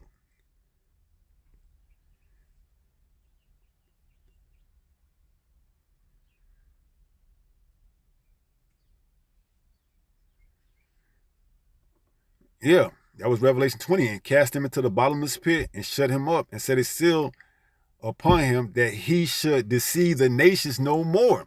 So when we pushed them into the Caucasus Mountain, they was not able to deceive the nations no more. It says, till the 1,000 years should be fulfilled. Right, that's when we were ruling during the Dark Ages. And after that, he must be loosed a little season. So now he's let loose and he's able to deceive the nations. Okay, so when we read that in Revelation 12, in verse 9, it says, and that great dragon was cast out, that old serpent called the devil and Satan, which deceived the whole world. We see he's in his time that he's let loose for that little season to deceive all the nations. He's deceiving them by what? By covering the faces of the judges thereof. He has set himself up to make himself look like the Almighty. All right, you seen the images of them little so-called Edomite angels and how they got who they call God depicted as somebody with their finger, pointing out, touching, you seen the images. All right, says, which deceived the whole world. He was cast out into the earth and his angels was cast out with him. Right. All his space stations, all his satellites, everything. All right. In the other nations that's going to turn against him and fight with him to fight against Yahushua. All right. All of them going to be cast down when Yahushua come back. All right. So this war in heaven is not talking about a revolt against the Most High, man. All right. We went into the sons of God and showed you that was speaking of what? The moon and the sun. We went to James 1:17 to show you that the Father of lights is a title given to the Most High, which is what? The Father of lights, the lights being what? The sun and the moon, the luminaries, okay? So there was no revolt against the Most High and Satan got cast down to heaven. No. All right, Job 38:7 was talking about the foundations. The Most High was asking Job, where was it when I laid all the foundations? So it's going into the foundations of earth, of the universe, okay? Everything, all right? And there was no fallen angels. They came down on earth and had sex with women, okay? That's going completely off. Let's look into that a little bit. Try to make it quick as possible. Genesis 6 and verse 1 says, and it came to pass when men began to multiply on the face of the earth and daughters were born unto them, that the sons of the Most High saw the daughters of men that they were fair, and they took them wives of all which they chose. And Yahweh said, my spirit shall not always strive with man. So where are you getting angels from when we're talking about man? Okay. It says verse 3, and Yahweh said, my spirit shall not always strive with man, for that he also is flesh. So where are we getting the idea, the notion of the concept of fallen angels? All right. That's precepts taught by man. Okay. It tells us Colossians 2:8, beware of what? Let's read it. Colossians chapter 2 and verse 8. Beware lest any man spoil you through philosophy and vain deceit, after the tradition of man, after the rudiments of the world, and not after Hamashiach. So this is being taught by the rudiments of man. These are precepts taught by man. Because where have we read that this is speaking about angels? We're seeing that man. Genesis 6:3, and Yahweh said, my spirit shall not always strive with man, for that he also is flesh. Yet his days shall be 120 years. Okay? This is all going into man. It's not speaking of fallen angels. Okay? Verse 4. There were giants in the earth in those days, because we read in verse 1, and it came to pass when man began to multiply on the face of the earth, and daughters were born unto them. Okay? The sons of God saw that the daughters of men that were fair. All right? So they were already giants on the earth in those days. And also after that, when the sons of God came into the daughters of men, they bare children to them, that what? The same became mighty men, which were of old, men of renown. Now, when we go into that word renown, let's look up that word in the Hebrew. All right, bear with me. This is the word renown. The Hebrew word H8034. Strong's H 8034. Shame. Shame. And the definitions of outline biblical usage is name. Check this out. B, reputation, fame, and glory. All right. So these men were renowned. They were men of reputation and glory. All right. They weren't fallen angels. All right. Let's go to the sons of men. All right. It says there were giants in the earth in those days. And also after that, when the sons of God came unto the daughters of men, and they bare children to them, the same became mighty men, which were of old men. All right. Now this is back in the time of the beginning. So let's go to Luke, if I'm not mistaken, 3.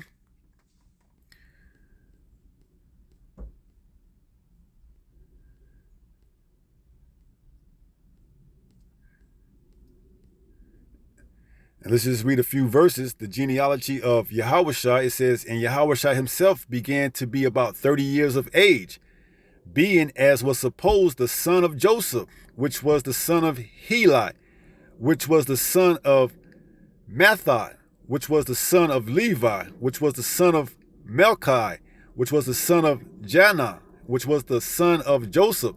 So this is going all the way through the lineage of Yahushua, all right? And as you see, it's all going through what? The patrilineal lineage, okay? Shows you that what? The seed goes through the man. So when we get down to the end of this chapter, we're going to start at verse 36. 36, Luke 3 and 36, it says, which was the son of Canaan, which was the son of Arhaxak, which was the son of Shem, which was the son of Noah, which was the son of Lamech, which was the son of Methuselah, which was the son of Enoch, which was the son of Jared, which was the son of Malael, which was the son of Canaan, which was the son of Enos, which was the son of Zeth, which was the son of Adam in the beginning, which was the son of God. So these are all the sons of God, all right? It came through the lineage of Adam. So when we read in Genesis 6, the sons of God, it's talking about men, not angels, okay? So Genesis 6 and 4 says there were giants in the earth in those days, and also after that, when the sons of God, we just read it, came into the daughters of men. Well, who are the daughters of men? Other nations, okay? Let's prove that, all right? So these giants who were renowned, who had fame and glory, it says there were giants in the earth in those days. We just went through the list all the way back to Adam. And also after that, when the sons of God, we just showed you the whole list, okay? We went through the lineage all the way from Yahushua all the way down. Well, we didn't go name by name, but you've seen it. Luke 3, the genealogy of Yahushua, all the way back to Adam, the son of God. It says, and also after that, when the sons of God came unto the daughter of man, let's go there. Genesis, if I'm not mistaken, 4.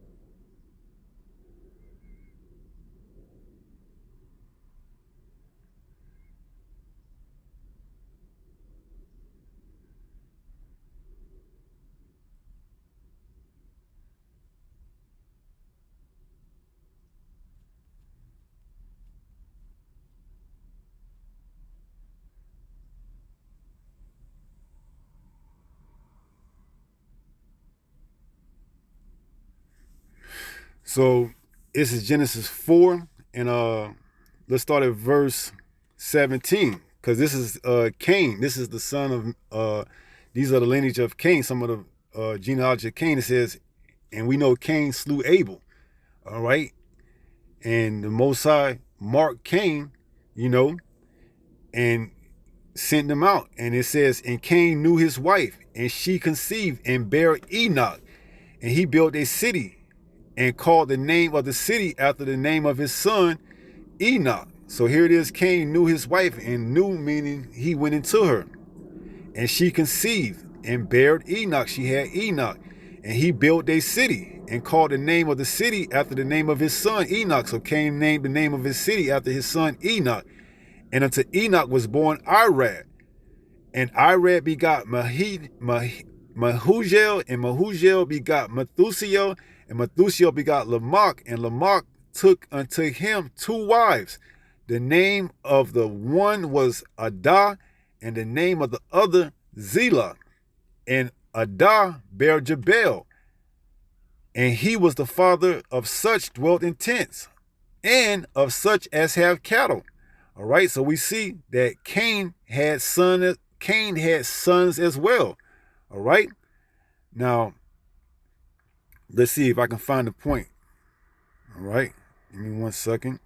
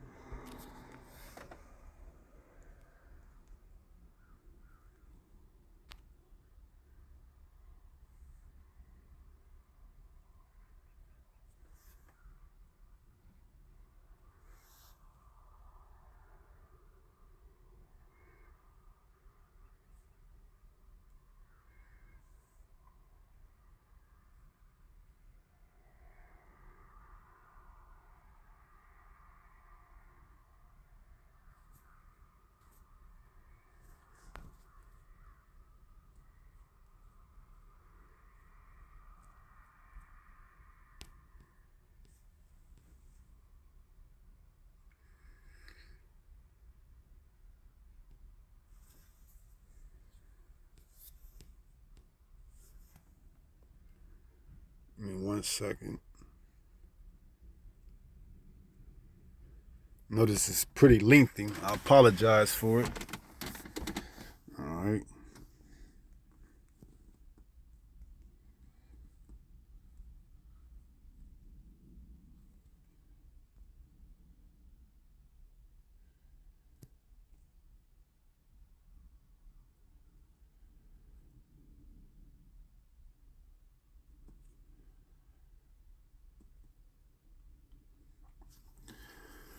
So it says, there were giants in the earth in those days, and also after that, when the sons of God, which we already established through Luke 3, who the sons of God were, they were men, not angels, came into the daughters of men, which are what? It goes into the lineage of Canaan, okay, having sons and had daughters. And what? It says, and they bare children of them, the same became mighty men, which were of old, men of renown.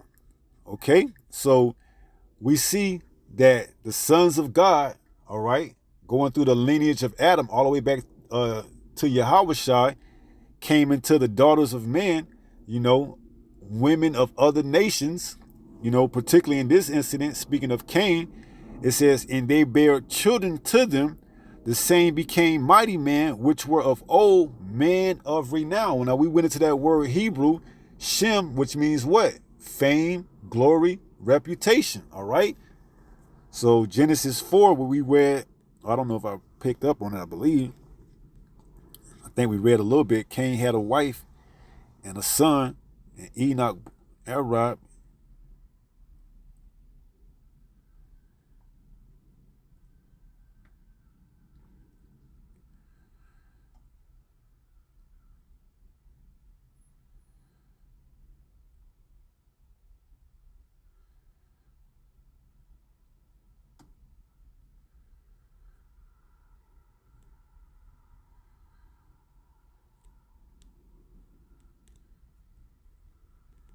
Give me 1 second.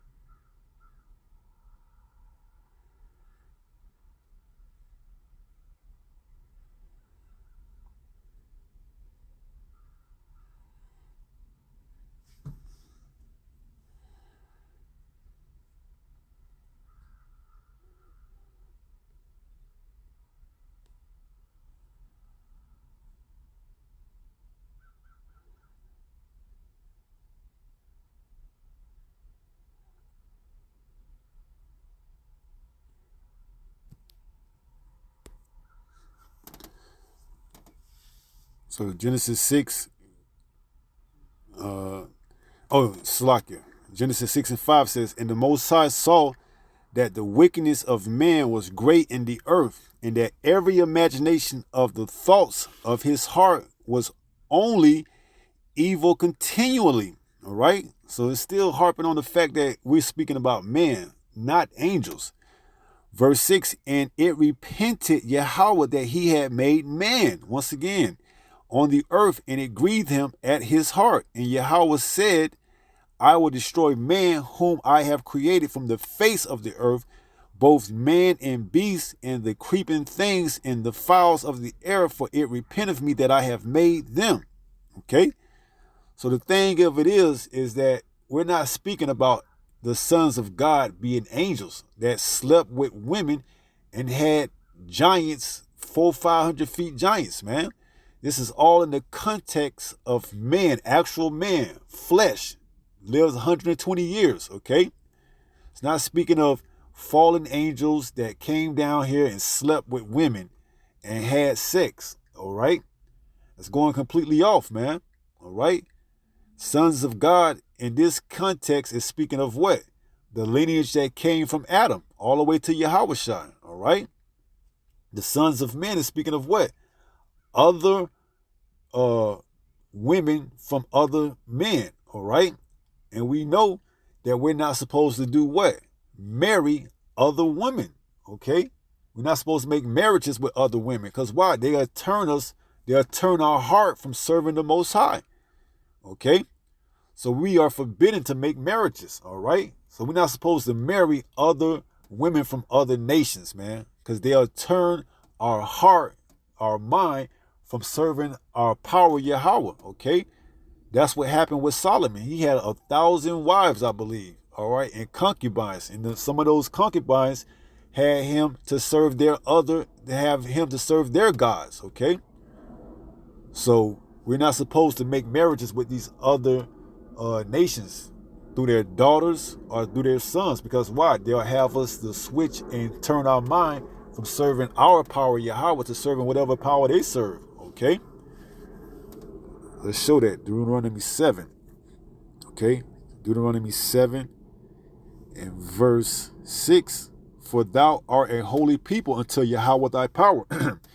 For Yahweh thy power hath chosen thee to be a special people unto himself, above all people that are upon the face of the earth. Yahweh did not set his love upon you, nor chose you because you were more in number than any people, for you were the fewest of all people.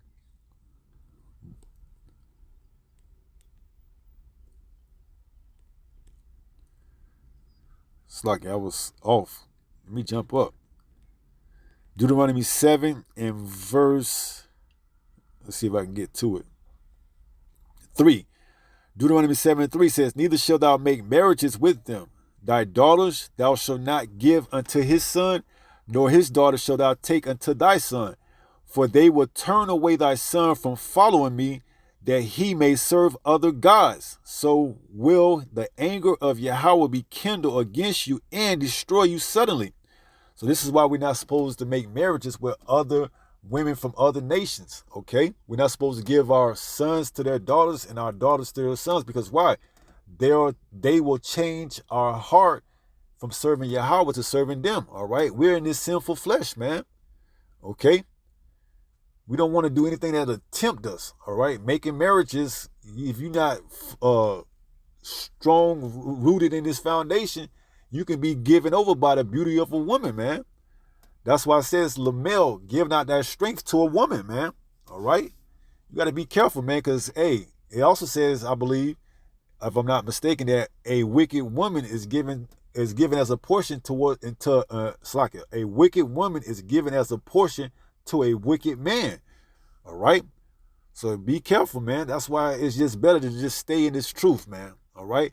So I made a statement earlier that I wanted to go into, and I know it's kind of lengthy, but going into 2nd Ezra 13, showing you that how the other nations that's going to be fighting Armageddon is going to turn to fight against Yahushua. All right? Let's give a second to pull that up in 2nd Ezra 13. All right, so this is the book of 2nd Ezra, chapter 13. You know, expounding a little bit more on the war of heaven with Michael and the angels versus Satan and the angels. It says 2nd Ezra 13 and verse 1. And it came to pass after 7 days I dreamed a dream by night, and lo, there arose a wind from the sea, that it moved all the waves thereof. And I beheld, and lo, that man waxed strong with the thousands of heaven. This is speaking of Yahweh coming with the host of heaven. It says, and when he turned his countenance to look, all things trembled that were seen under him. And whosoever the voice went out of his mouth, all they burned that heard his voice, like as the earth falleth when it filleth the fire. Right? So the most Yahweh who's coming with the chariots is going to be zapping people. The chariots are going to be zapping people. And Yahweh, he's going to be on the big mountain, that fathership. That's what we're going to find out. Verse 5, and after this I beheld, and lo, there was gathered together a multitude of men out of number from the four winds of the heaven to subdue the man that came out of the earth. It's like out of the sea, right? So you have a multitude of men, which is these other armies that's going to be taking place in World War III. They're going to look to subdue Yahushua when he returns, okay? Because he's coming out of the sea. The sea representing the firmament, the upper atmosphere, you know, because the earth is suspended, all right, in the waters, okay? So Yahushua is coming from out of the fourth dimension into the third dimension, all right? That's when he's going to break that cloud, okay? He's going to break the atmosphere, all right? You're going to hear that sonic boom, man, when he entered the atmosphere. It says, and after this I beheld, and lo, there was gathered together a multitude of men out of number from the four winds of the heaven to subdue the man that came out of the sea. But I beheld, and lo, he had graved himself a great mountain. So peep this out. Yahweh is on top of this huge chariot. Ezra saw it as a great mountain and flew up upon it. Verse 7, but I would have seen the region or place whereout the hill was graven, and I could not. So Ezra said, man, it just appeared out of nowhere. I didn't see where it came. It just appeared. That's Yahweh coming. Every knee and eye shall confess. Every eye is going to behold and see him, man. All right. So you got people that's telling you, oh, I see Jesus. He's over here in this cave, or I know where Jesus is at. Don't believe them. All right, because it says every eye is going to see Yahushua. All right, so you got hucksters that's trying to sell you that they know Yahushua is in a cave somewhere. Don't believe all that, man. All right, when Yahushua makes his entrance, his grand entrance the second time, the whole world is going to see him. So you got people that's telling you they Jesus. That's all nonsense, man. Because if they was Jesus, everybody would know that he's back on the earth. All right. And Ezra is saying in verse 7, 2nd Ezra 13-7, but I would have seen the region or place whereout the hill was graven, and I could not. So Yahweh Shai just teleported, okay? Boom! Broke the clouds. Came on that big mountain from the 4th dimension to the 3rd dimension. It says, and 8, and after this I beheld, and lo, all they which were gathered together to subdue him were so afraid, and yet durst fight, right? Because pursuant to Zephaniah 3 and 8, Yahweh says, wait unto me till I rise to the prey. Okay? Let me get that so I don't butcher it up. Okay? Because Yahweh is going to bring forth all these nations from all parts of the earth to this valley of Yahweh Shaphat, which means Yahweh judges for just this very particular moment. Okay? This is Zephaniah 3 and verse 8. It reads, therefore wait ye upon me, saith Yahweh, until the day that I rise up to the prey. For my determination is to gather the nations, that I may assemble them, the kingdoms, to pour upon them my indignation, even all my fierce anger, for all the earth shall be devoured with the fire of my jealousy. Right? So Yahweh is putting together this so for this very particular reason. All right? He's going to put the spirit on these kings' hearts, their minds, to come to battle for World War III, to have them all come into that place, the valley Yahweh Shaphat. And what's going to happen? They're going to be fighting each other. Missiles are going to be flying. And in the midst of World War III, you're going to have Yahweh Shai show up. That's when Luke 12 and 49. Okay? Luke 12 and 49 tells us that what? There's going to be already chaos on the scene when Yahweh Shai returns. Okay? Luke 12 and 49 says what? I am come to send fire on the earth, and what will, if it be already kindled? So World War III is going to be happening already when Yahweh Shai returns, man. All right? You're going to have wars, riots, civil wars, everything, all right?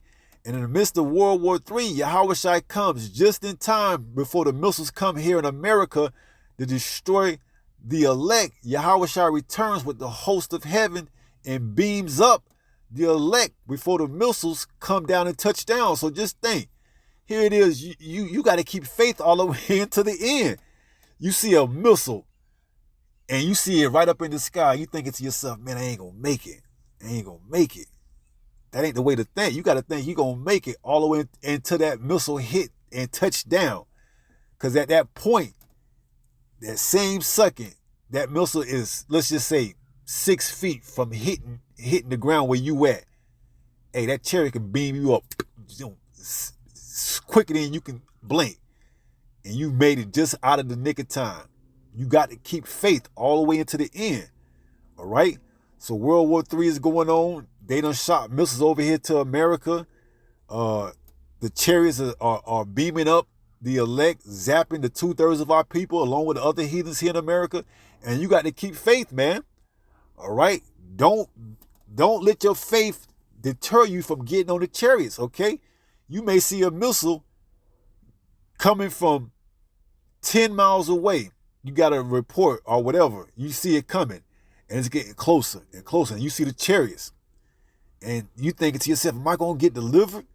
Hey, be thou faithful unto the end, man, okay? Until that missile hits that ground and it disintegrates, you got to be faithful all the way into the end. And if you don't get beamed up, that means you one of the elect, okay?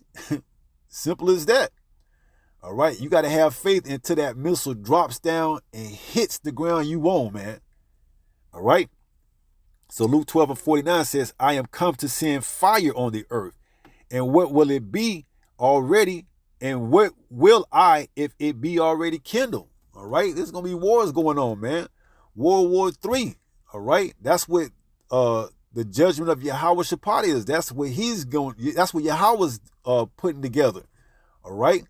He's stirring up the hearts of the king's minds. Proverbs 21 and 1. All right, if I'm not mistaken. All right, let's get it. I know it's kind of lengthy, man, but hey, it's good stuff coming out, man. Proverbs 21 and verse 1. Okay, remember we also read not Lamentation, but Daniel 4 and 17, if I'm not mistaken. So this is Proverbs 21 and 1. It says, the king's heart is in the hand of Yahweh. As the rivers of water, he turneth it whithersoever he will.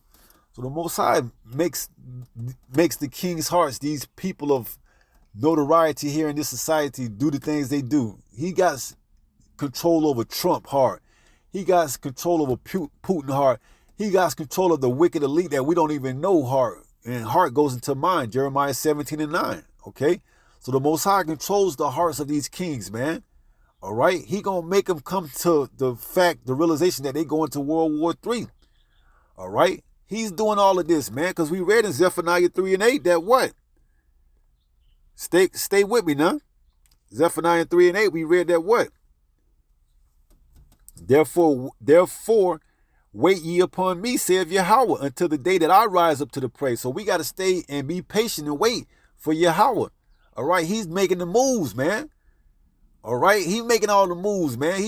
He's turning these kings' hearts like waters, like rivers of water, man. All right, he's working on the heart of Trump, on the heart of Putin, on the heart of whoever else, on the heart of the wicked elites, man. All right, get this chip mandatory, because we can't get out of here till this chip is made mandatory. All right, so you got to be patient with prophecy. You can't rush it, baby. You got to be patient. Work on that patience, man, because you might have to stay patient all the way until the time that missile look like it's getting ready to hit the ground. All right. So it says, therefore wait ye upon me, saith Yahweh, until the day that I rise up to the prey. For my determination is to gather the nations, that I may assemble the kingdoms, to pour upon them my indignation, even all my fierce anger, for all the earth shall be devoured with the fire of my jealousy. Right, and you go into the reason why. You read Joel 3, all right, down to about around verse 6 and 7, when the other nations have sold his people, the Most High people, the so-called blacks, Latinos, Native Americans, a boy for a harlot and a girl for a wine, okay? Roughly paraphrasing. So the Most High gonna get all these nations back, man. They don't get to get away with none of this, man. They all going into slavery, all right? But all that's here in the United States of America outside of the elect is going to be destroyed, all right? Make that clear. 2/3 of our people here in America will be destroyed, along with the other nations here in America is going to be destroyed. America is going to be turned to a lake of fire. The United States of America is going to be turned to a lake of fire where only the elect being delivered. All right, here in America, the majority, you're going to have elect that's scattered throughout the whole earth. But the majority is here in America, all right? This is where the missiles are going to come to destroy this place. So you got to be faithful unto the end. So that's why Yahweh Shai said, what if I come and the fire already be kindled, okay? So it's World War III is going to be going on. So that's when we go into 2nd Ezra 13. Sticking with me still. Stay with me now. 2nd Ezra 13 in verse 5,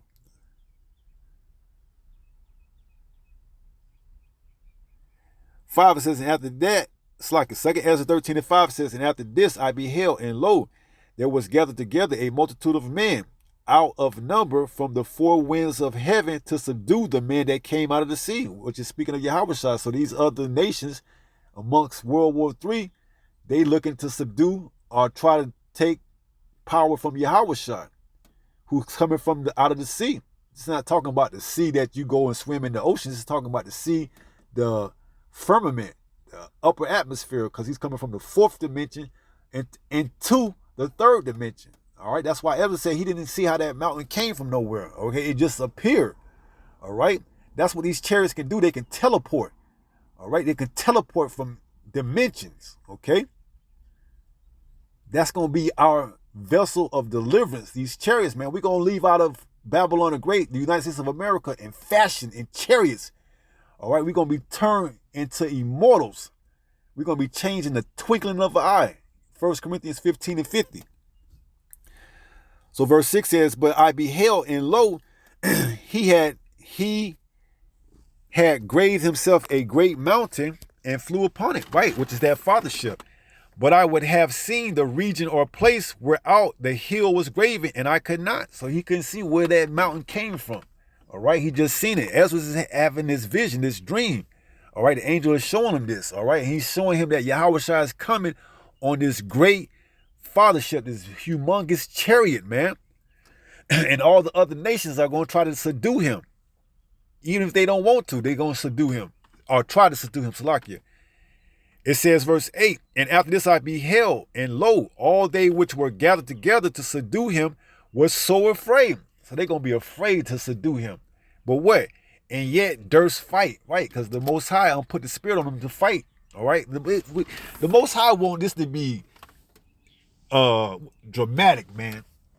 The Most High set this thing up to be dramatic, man. The Most High know how to get his fame and glory, man, all right? He gave this man Esau Edom the technology to make these all type of heart machines and all type of military to think that they're gonna be able to subdue Yahweh. Man, this is gonna be beautiful, man.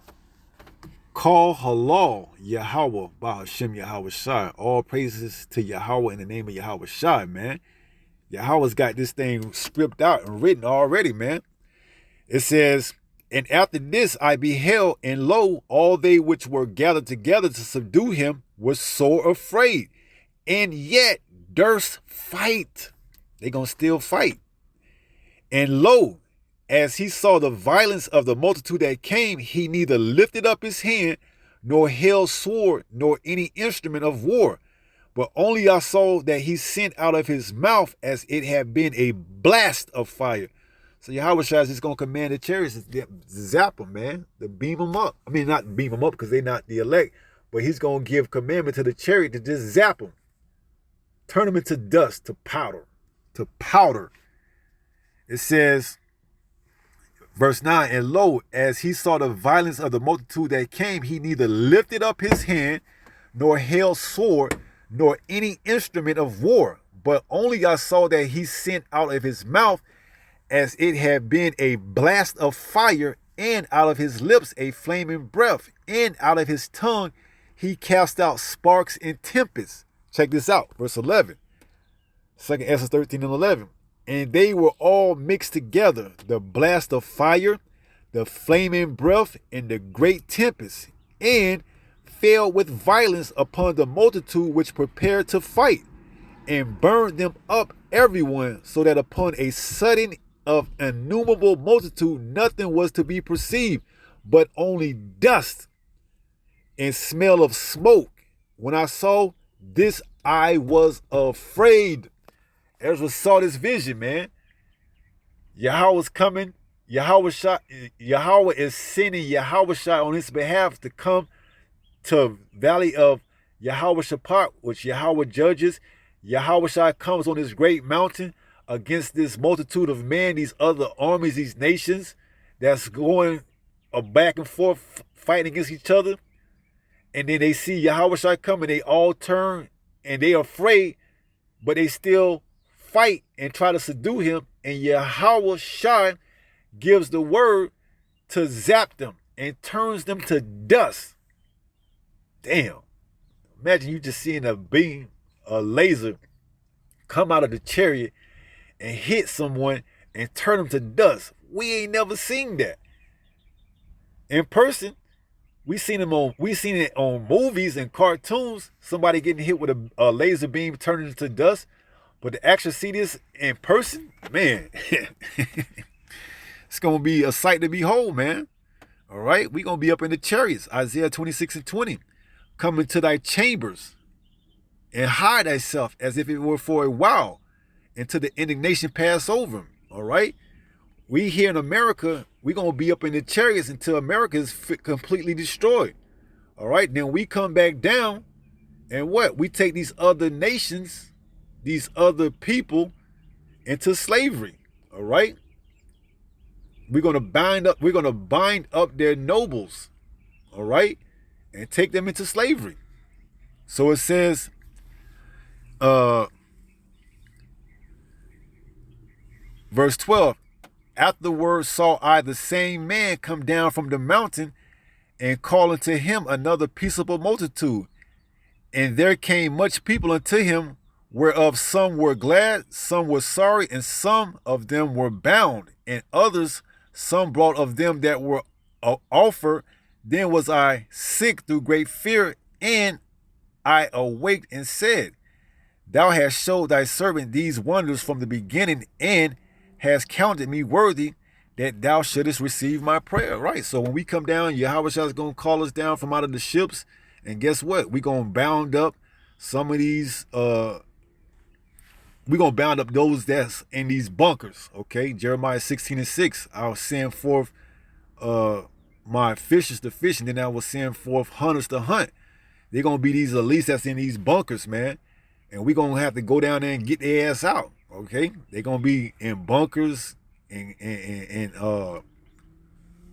clefts of caves.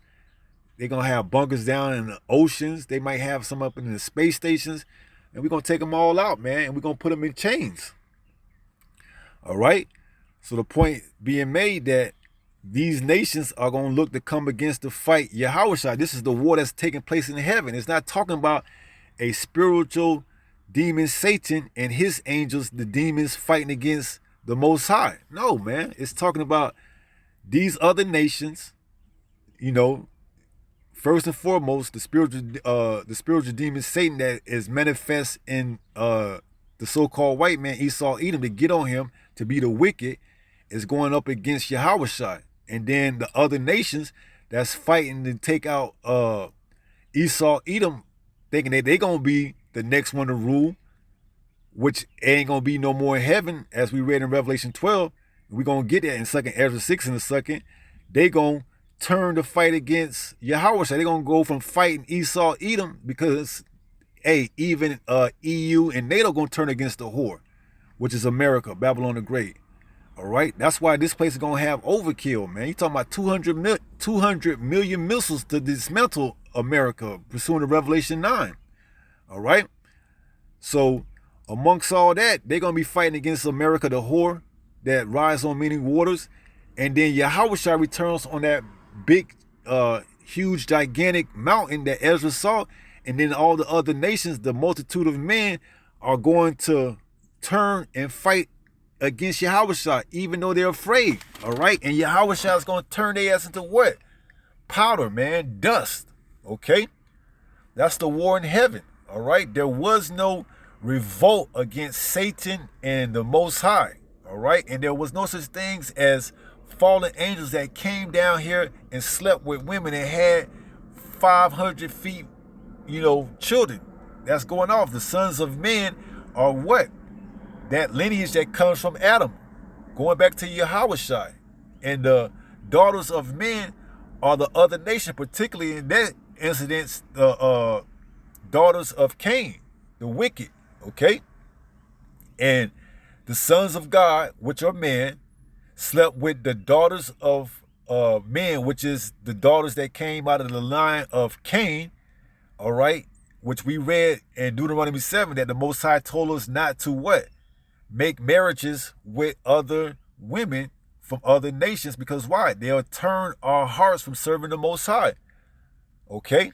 So that's what that's going into in Genesis 6, man. It's not talking about fallen angels that came down and slept with women. All right?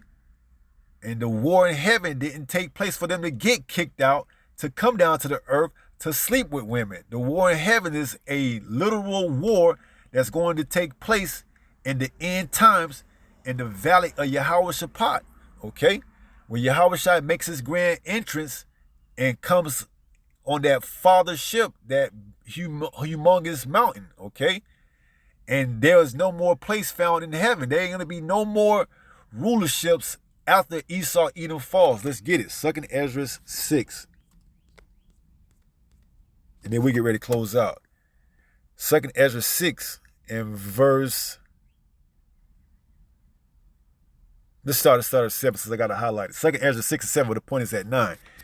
It reads, Then answered I and said, What shall be the parting asunder of the times? Or when shall be the end of the first and the beginning of it that followeth? Verse 8, And he said unto me, From Abraham unto Isaac, when Jacob and Esau were born of him, Jacob's hand held first the heel of Esau, For Esau is the end of the world. So Esau is going to be the end of this era, this age that we are currently in. All right. It says, and Jacob is the beginning of it that follows. So after Esau falls and is taken out of power, he's going to be brought down from heaven. How is thou fall, O Lucifer? It's not speaking of spiritual demon Satan. Okay, it's speaking of the king of Babylon. All right, which in the day's time we know is America. He's going to get taken from out of heaven from his lofty place, Obadiah 1, and he's going to be brought down. And there's going to be no more people coming up under him that's going to be exalted and raising up to that level that they're going to be able to be, able to rule. And no, that's it. Esau, Edom is the last one. So it says, for Esau is the end of the world, and Jacob is the beginning of it that followeth, right? And Jacob represents what? You so-called blacks, Latinos, and Native Americans, all right? When Yahweh comes back, that's ushering in what? The eternal kingdom. Because you can't have two kings that's sitting on the same crown or throne. All right, so Yahweh has to take the throne and the crowns of all these other nations, man. He's going to be the preeminence, the one that's ruling forever. Okay, there ain't going to be no more coming up against him. All right. So Yahweh saw Satan fall as lightning. Okay. Not talking about the spiritual demon Satan, talking about Esau, Edom, man.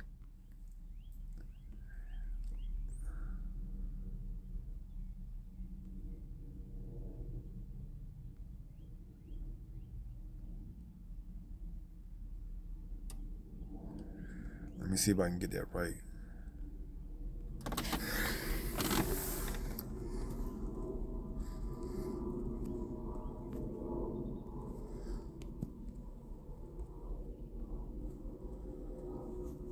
Luke 10 and 18.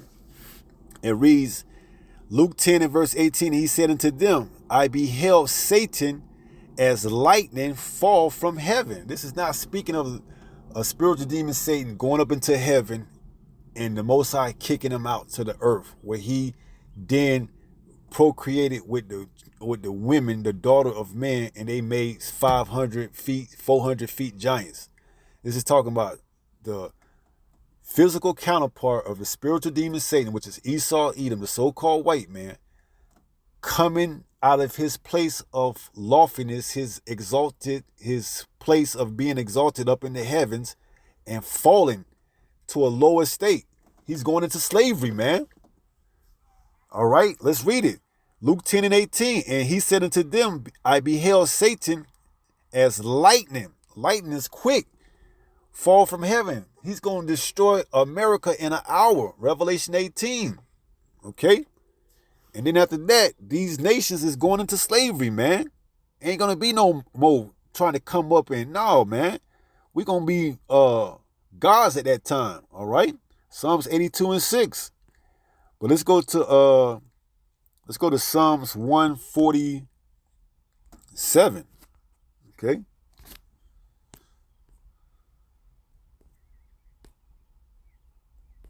It's like this is the book of Psalms 149, and we gonna make it quick, man. We ain't gonna be sitting here negotiating, man. We gonna come down from the chariots, as we read in 2 Ezra 13, and we gonna bind these damn other nations up, man. Ain't gonna be no negotiating, no, man. You gonna get with the program. So this is Psalms 149 and verse 7. It says to execute vengeance upon the heathen and punishments upon the people, to bind their kings with chains and their nobles with fetters of irons. That's them going into slavery, to execute upon them the judgment written. This honor have all his saints. Praise ye Yahweh, right? And this is what the saints are waiting on. Revelation 14, or Revelation 13. We're going to get ready to close out.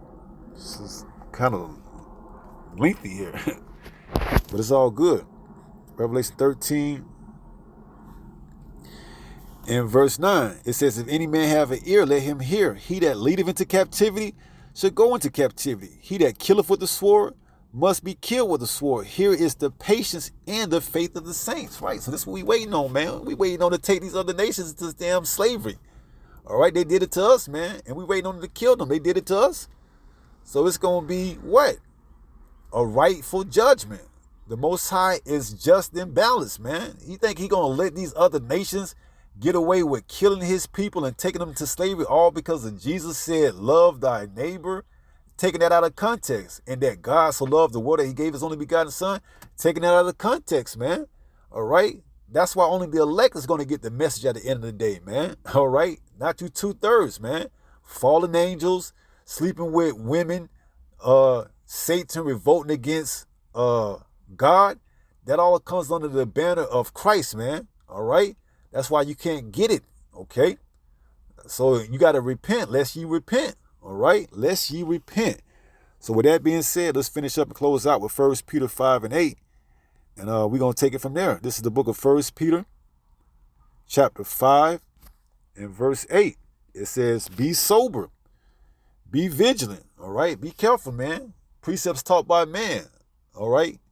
Because that book of Enoch is phony. It ain't real, all right? That's where a lot of that stuff comes from, fallen angels and things of that magnitude. There's no book of Enoch in the Holy Bible. There's a man named Enoch, but there's no book of Enoch, all right? It says, be sober, be vigilant. Why? Because your adversary, the devil, as a roaring lion, walketh about seeking whom he may devour, all right? So, hey, if you believe that and you want to believe that goes along with the teachings of Christ, go right ahead, man, okay? You're going to miss out on your salvation because you ain't going to have faith and believe in the chariots that's going to come, all right? You probably don't believe that Yahweh Shai is coming to deliver. You think you're going to deliver yourself, get on a ship, and set sail when all hell breaks loose. You ain't going to escape judgment, all right? So be sober, be vigilant, which means continue watch, because your adversary, the devil, as a roaring lion, walketh about seeking whom he may devour, all right? So that's going to be it, and we're going to wrap it up. With that being said, pray someone was edified through this lesson. Call Halal Yahweh, by Hashem Yahweh Shai, the water Yahweh. So with that being said, hey, stay strong, stay in the faith. We almost home. Shalom. Peace.